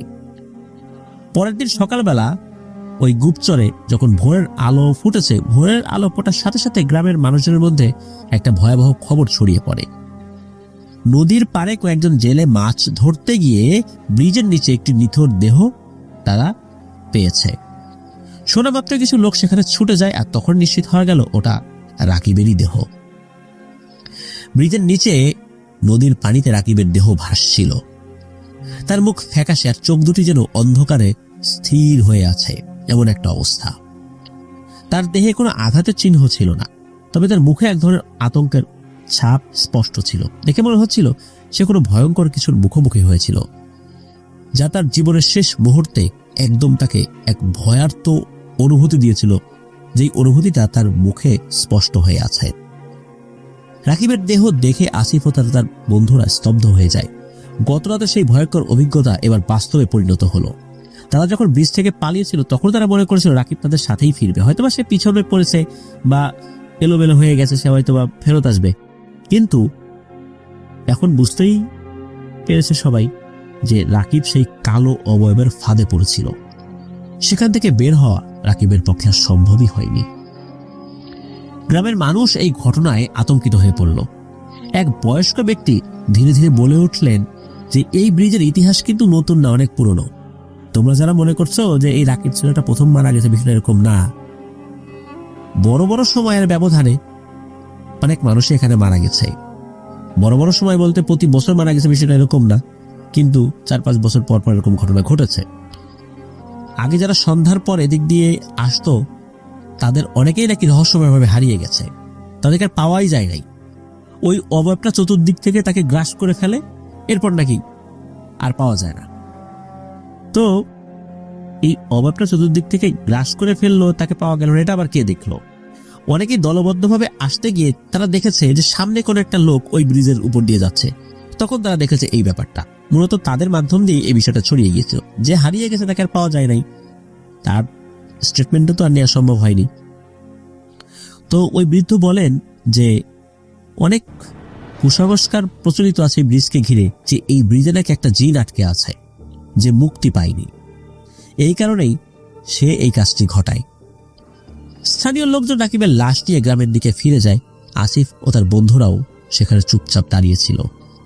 তারা জানে যে এই ঘটনার সাথে তাদের যেই ভয়ঙ্কর স্মৃতি হয়েছে, এই স্মৃতি আজীবন তাদেরকে বয়ে বেড়াতে হবে। এই এক দুঃসহ স্মৃতি। ব্রিজের দিকে তাকিয়ে তারা মনে মনে শপথ করলো যে এখানে আর কখনো রাতের বেলা তারা আসবে না। রাকিবের মর্মান্তিক মৃত্যু গ্রামের মানুষকে আতঙ্কিত করে তুলেছিল। বহুদিন পর এরকম একটা ঘটনা ঘটলো এখানে। টুকটাক ভয় পাওয়া আর কোনো একটা মানুষকে এভাবে হত্যা করা, এটা কিন্তু এক জিনিস না। কয়েকদিন পেরোতেই গ্রামে আরো গুজব ছড়িয়ে পড়ল। ব্রিজের সেই কালো অবয়বের অস্তিত্ব শুধু গল্প নয়, বরং এটা নাকি একটা অভিশাপ, যা কাউকেই আসলে ছাড়ে না যদি রাতের বেলা কেউ এদিকে আসে। কিন্তু অনেকদিন পর হঠাৎ করে এই ঘটনা কেন ঘটা শুরু করলো, এটাও তো একটা কথা। কিন্তু যাই হোক না কেন, অনেকদিন পরে ঘটুক আর প্রতিদিনই ঘটুক, এটা সমাধান তো করতে হবে। গ্রামের একজন বয়স্ক ব্যক্তি পরামর্শ দিলেন যে ভোলানাথ তান্ত্রিক নামে একজন ব্যক্তি আছে, সে ভারতের আসাম থেকে তন্ত্রবিদ্যায় পারদর্শী হয়ে এসেছে। মোটামুটি জিন ভূত তাড়ানোর জন্য তার ভালোই খ্যাতি ছিল আশেপাশে। তো তাকে যখন খবর পাঠানো হয় সে আসেও এই গুপ্তচরে। তো ভোলানাথ তান্ত্রিক ব্রিজটি দেখেই বুঝতে পারলেন এটি কোনো সাধারণ জায়গা নয়। গ্রামের লোকজন তাকে এই রাকিবের ঘটনা বা পূর্বে যে ধরনের ঘটনাগুলো ঘটেছিল এগুলো যখন তাকে জানান, তখন তিনি ধ্যানমগ্ন হয়ে এক পর্যায়ে বললেন যে এখানে একটা অশুভ জিনের বাস রয়েছে। এই জিন যে কারো কাছে কিছু চায় এমনটা না, আবার সে কেন এমনটা করছে এটাও তার কাছ থেকেই জানার দরকার। আর তাকে এখানে আটকে রাখলোই বাকে, এটাও জানার দরকার। তো ভোলানাথ তান্ত্রিক বলে যে এটা সত্য যে এই জিনটাকে এখানে আটকে রাখা হয়েছে, কেউ একজন আটকে রেখেছিল, কিন্তু কে রেখেছিল, কি উদ্দেশ্যে রেখেছিল, এটা তো আসলে এখনই বলা যাবে না। তো ভোলানাথ তান্ত্রিকের পরামর্শ অনুযায়ী রাতের বেলা এই ব্রিজের কাছে একটা আয়োজন করা হয়। সেখানে ভোলানাথ তান্ত্রিক একা একা ধ্যান করে ওই অশুভ জিনের সাথে যোগাযোগ করবেন। সে গ্রামবাসীকে আশ্বাস দিল যে তাদেরকে আর ভয় পেতে হবে না, এই সমস্যার সমাধান হয়ে যাবে। রাতের অন্ধকার নামতেই এই ভোলানাথ তান্ত্রিক ব্রিজের মাঝখানে বসে তার মতো করে সে রিচুয়াল শুরু করে। আগুনের শিখা, ধূপকাঠি এগুলা জ্বালিয়েছে, তার কাজ করছে। গ্রামবাসী দূর থেকে সেটা দেখছিল। তারাও আশায় ছিল যে এবার এই তান্ত্রিকটা কোনো একটা সমাধান করতে পারবে। তারাও দূর থেকে এগুলো কিন্তু দেখছে যে আসলে হয়টা কি। রাত বাড়তে লাগলো। হঠাৎ করেই সবকিছু মনে হলো অস্বাভাবিক হয়ে উঠল। হঠাৎ করে আশেপাশে ঠান্ডা বাতাস বইতে শুরু করলো। যেই বাতাসের যেই ছোঁয়া, এটা কিন্তু ওই গ্রামবাসীর গায়েও লেগেছিল। গ্রামবাসী দেখলো যে ওইখানে যেই তান্ত্রিক যেই আগুন জ্বালিয়েছে, সেই আগুনের আলোয় তো ওই তান্ত্রিকের বডি বা আশেপাশে কিছুটা দেখা যাচ্ছে। হঠাৎ করে ওখানে কালো একটা ছায়ার মতো কিছু একটা আবির্ভূত হলো। তো তান্ত্রিক তার মন্ত্র আরো জোরে জোরে পাঠ করতে থাকে। ওই অবয়বটা আরো কাছাকাছি চলে আসে তান্ত্রিকের। একসময় দপ করে ওই আগুনের শিখাটা নিভিয়ে দিল ওই অবয়বটা। মনে হলো এটাই, যেহেতু নিভে গেল, ওটা তো ওই অবয়বটারই কাজ। এরপরে হঠাৎ করে একটা চিৎকার, তারপর একদম শুনশান নীরবতা। ওই সময় কিন্তু কেউ ওই জায়গায় যাওয়ার সাহসই করে নাই। ফজরের আজানের পর গ্রামবাসীরা ওই ভোলানাথ তান্ত্রিককে খুঁজতে যায়। খুঁজতে গেলে ব্রিজের নিচে তার নিথর রক্তহীন দেহটা পাওয়া যায়। তার শরীরে কিন্তু কোনো কাটাছেঁড়া ছিল না, রক্ত বের হওয়ার কোনো সুযোগ ছিল না, কিন্তু তার শরীরে কোনো রক্তই ছিল না বলে মনে হচ্ছিল। ভোলানাথ তান্ত্রিকের চোখে ভয়ঙ্কর আতঙ্ক বিরাজ করছিল। তার এই মৃতদেহে এক ধরনের অশুভ শক্তির যেই ছোঁয়া ছিল, এটা গ্রামের মানুষদের বুঝতে বাকি রইল না। তো যাই হোক, রাকিবের চেহারা যেমন একটা আতঙ্ক ছিল, ঠিক ভোলানাথ তান্ত্রিকের চেহারাও একই ধরনের আতঙ্ক ছিল। গ্রামের মানুষজন বুঝতে পারল যে এই ব্রিজের সমস্যা সহজে যাবে না, এটা অনেক ভোগাবে তাদেরকে। তো গ্রামের মানুষজন রাতের বেলা পারতপক্ষে ব্রিজের ধারে কাছেও যায় না। এখন এই সমস্যার সমাধানটা কিভাবে হবে? রাকিব এবং ভোলানাথ তান্ত্রিকের মৃত্যুর পর এই গুপ্তচর মানুষ খুব ভয় পাচ্ছিল। এখন মানুষজন সত্যি বিশ্বাস করা শুরু করলো যে ব্রিজটা আসলেই অভিশপ্ত। এই ভীতিকর পরিস্থিতি দেখে গ্রামবাসীর শেষ ভরসা হিসাবে নারায়ণগঞ্জের কাশীপুরের বিখ্যাত একজন পীর সাহেব ছিলেন, যিনি রেজ্জাক হুজুর নামে পরিচিত ছিলেন। সেই রেজ্জাক হুজুরের সাহায্য নেওয়ার সিদ্ধান্ত নিলেন। তো রেজ্জাক হুজুরের নাম এলাকায় খুবই পরিচিত ছিল। তিনি অনেক ভালো ভালো কাজ জানতেন। গ্রামের কয়েকজন বৃদ্ধ মুরব্বী মিলে এই রেজ্জাক হুজুরের কাছে গিয়ে সব ঘটনা খুলে বললেন। রেজ্জাক হুজুর নীরবে শুনলেন, তারপর গভীর চিন্তা করলেন অনেকক্ষণ। একসময় তিনি বললেন, এই ব্রিজের যে জিনটা, এই জিনটা অনেক বয়স, তবে তার মধ্যে অনেক কষ্টও রয়েছে। তাকে এখানে বন্দি করে রাখা হয়েছে, তাকে মুক্ত করতে হবে।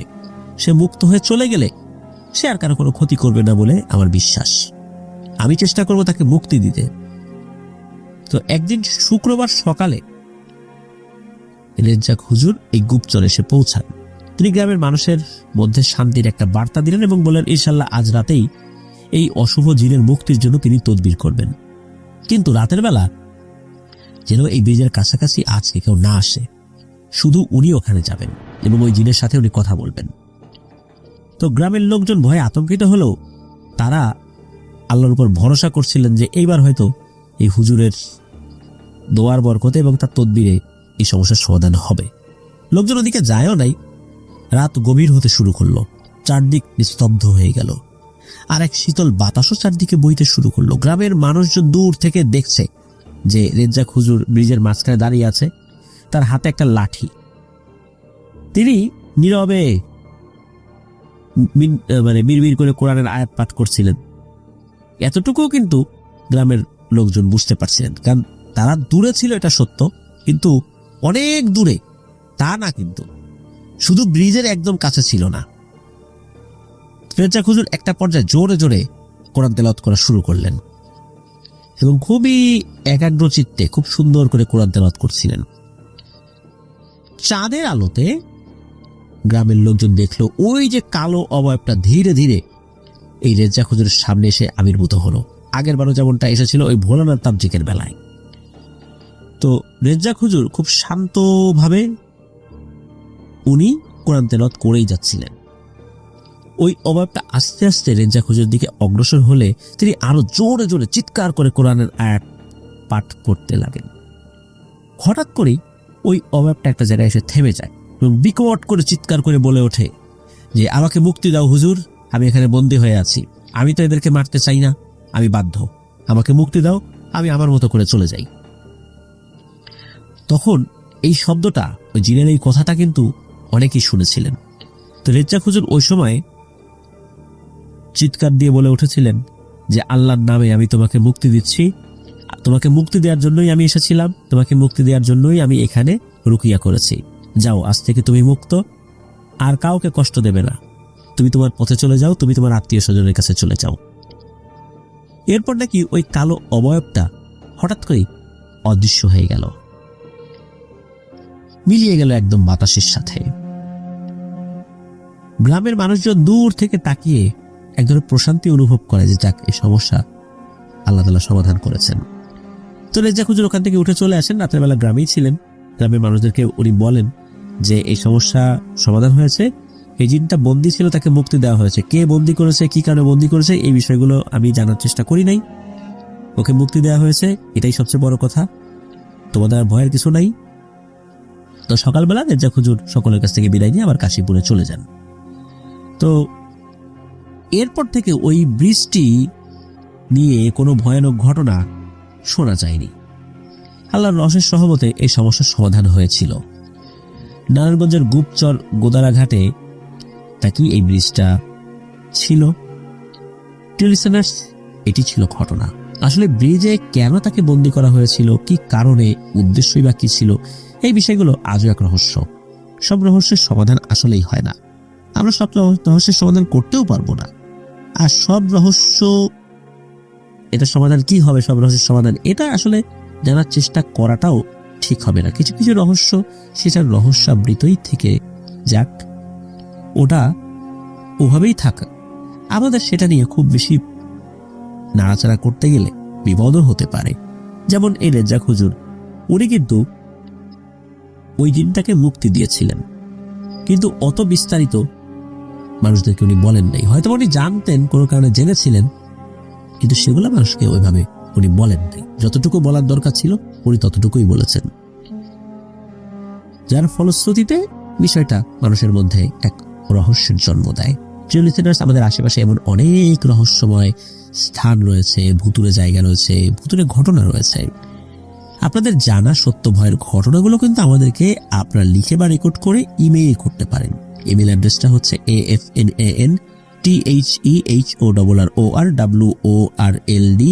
afnantherorwrldbd afterthewhorldbd@gmail.com। ইমেল অ্যাড্রেসের স্পেলিংটা আমরা আমাদের ভিডিও ডেসক্রিপশনে দিয়ে রেখেছি, সেখানে গিয়ে স্পেলিংটা চেক করে নিতে পারেন। লিসেনার্স, আমাদের ফেসবুক পেজ এবং গ্রুপে আপনারা আপনাদের মূল্যবান মতামতগুলো জানাতে পারেন। ফেসবুক পেজে কমেন্ট করে, ফেসবুক গ্রুপে পোস্ট, কমেন্ট দুটোই করতে পারবেন। আর এই ভিডিওর কমেন্ট সেকশনে গিয়ে আপনারা আপনাদের মতামত জানাতেই পারবেন। লিসেনার্স, আমার আরেকটি ইউটিউব চ্যানেল রয়েছে আফটার স্পিড নামে, সেটার লিঙ্ক এই ভিডিও ডেসক্রিপশনে একদম উপরের দিকে দেওয়া রয়েছে, সেখানে গিয়ে আপনারা আমার ওই চ্যানেল সাবস্ক্রাইব করতে পারেন।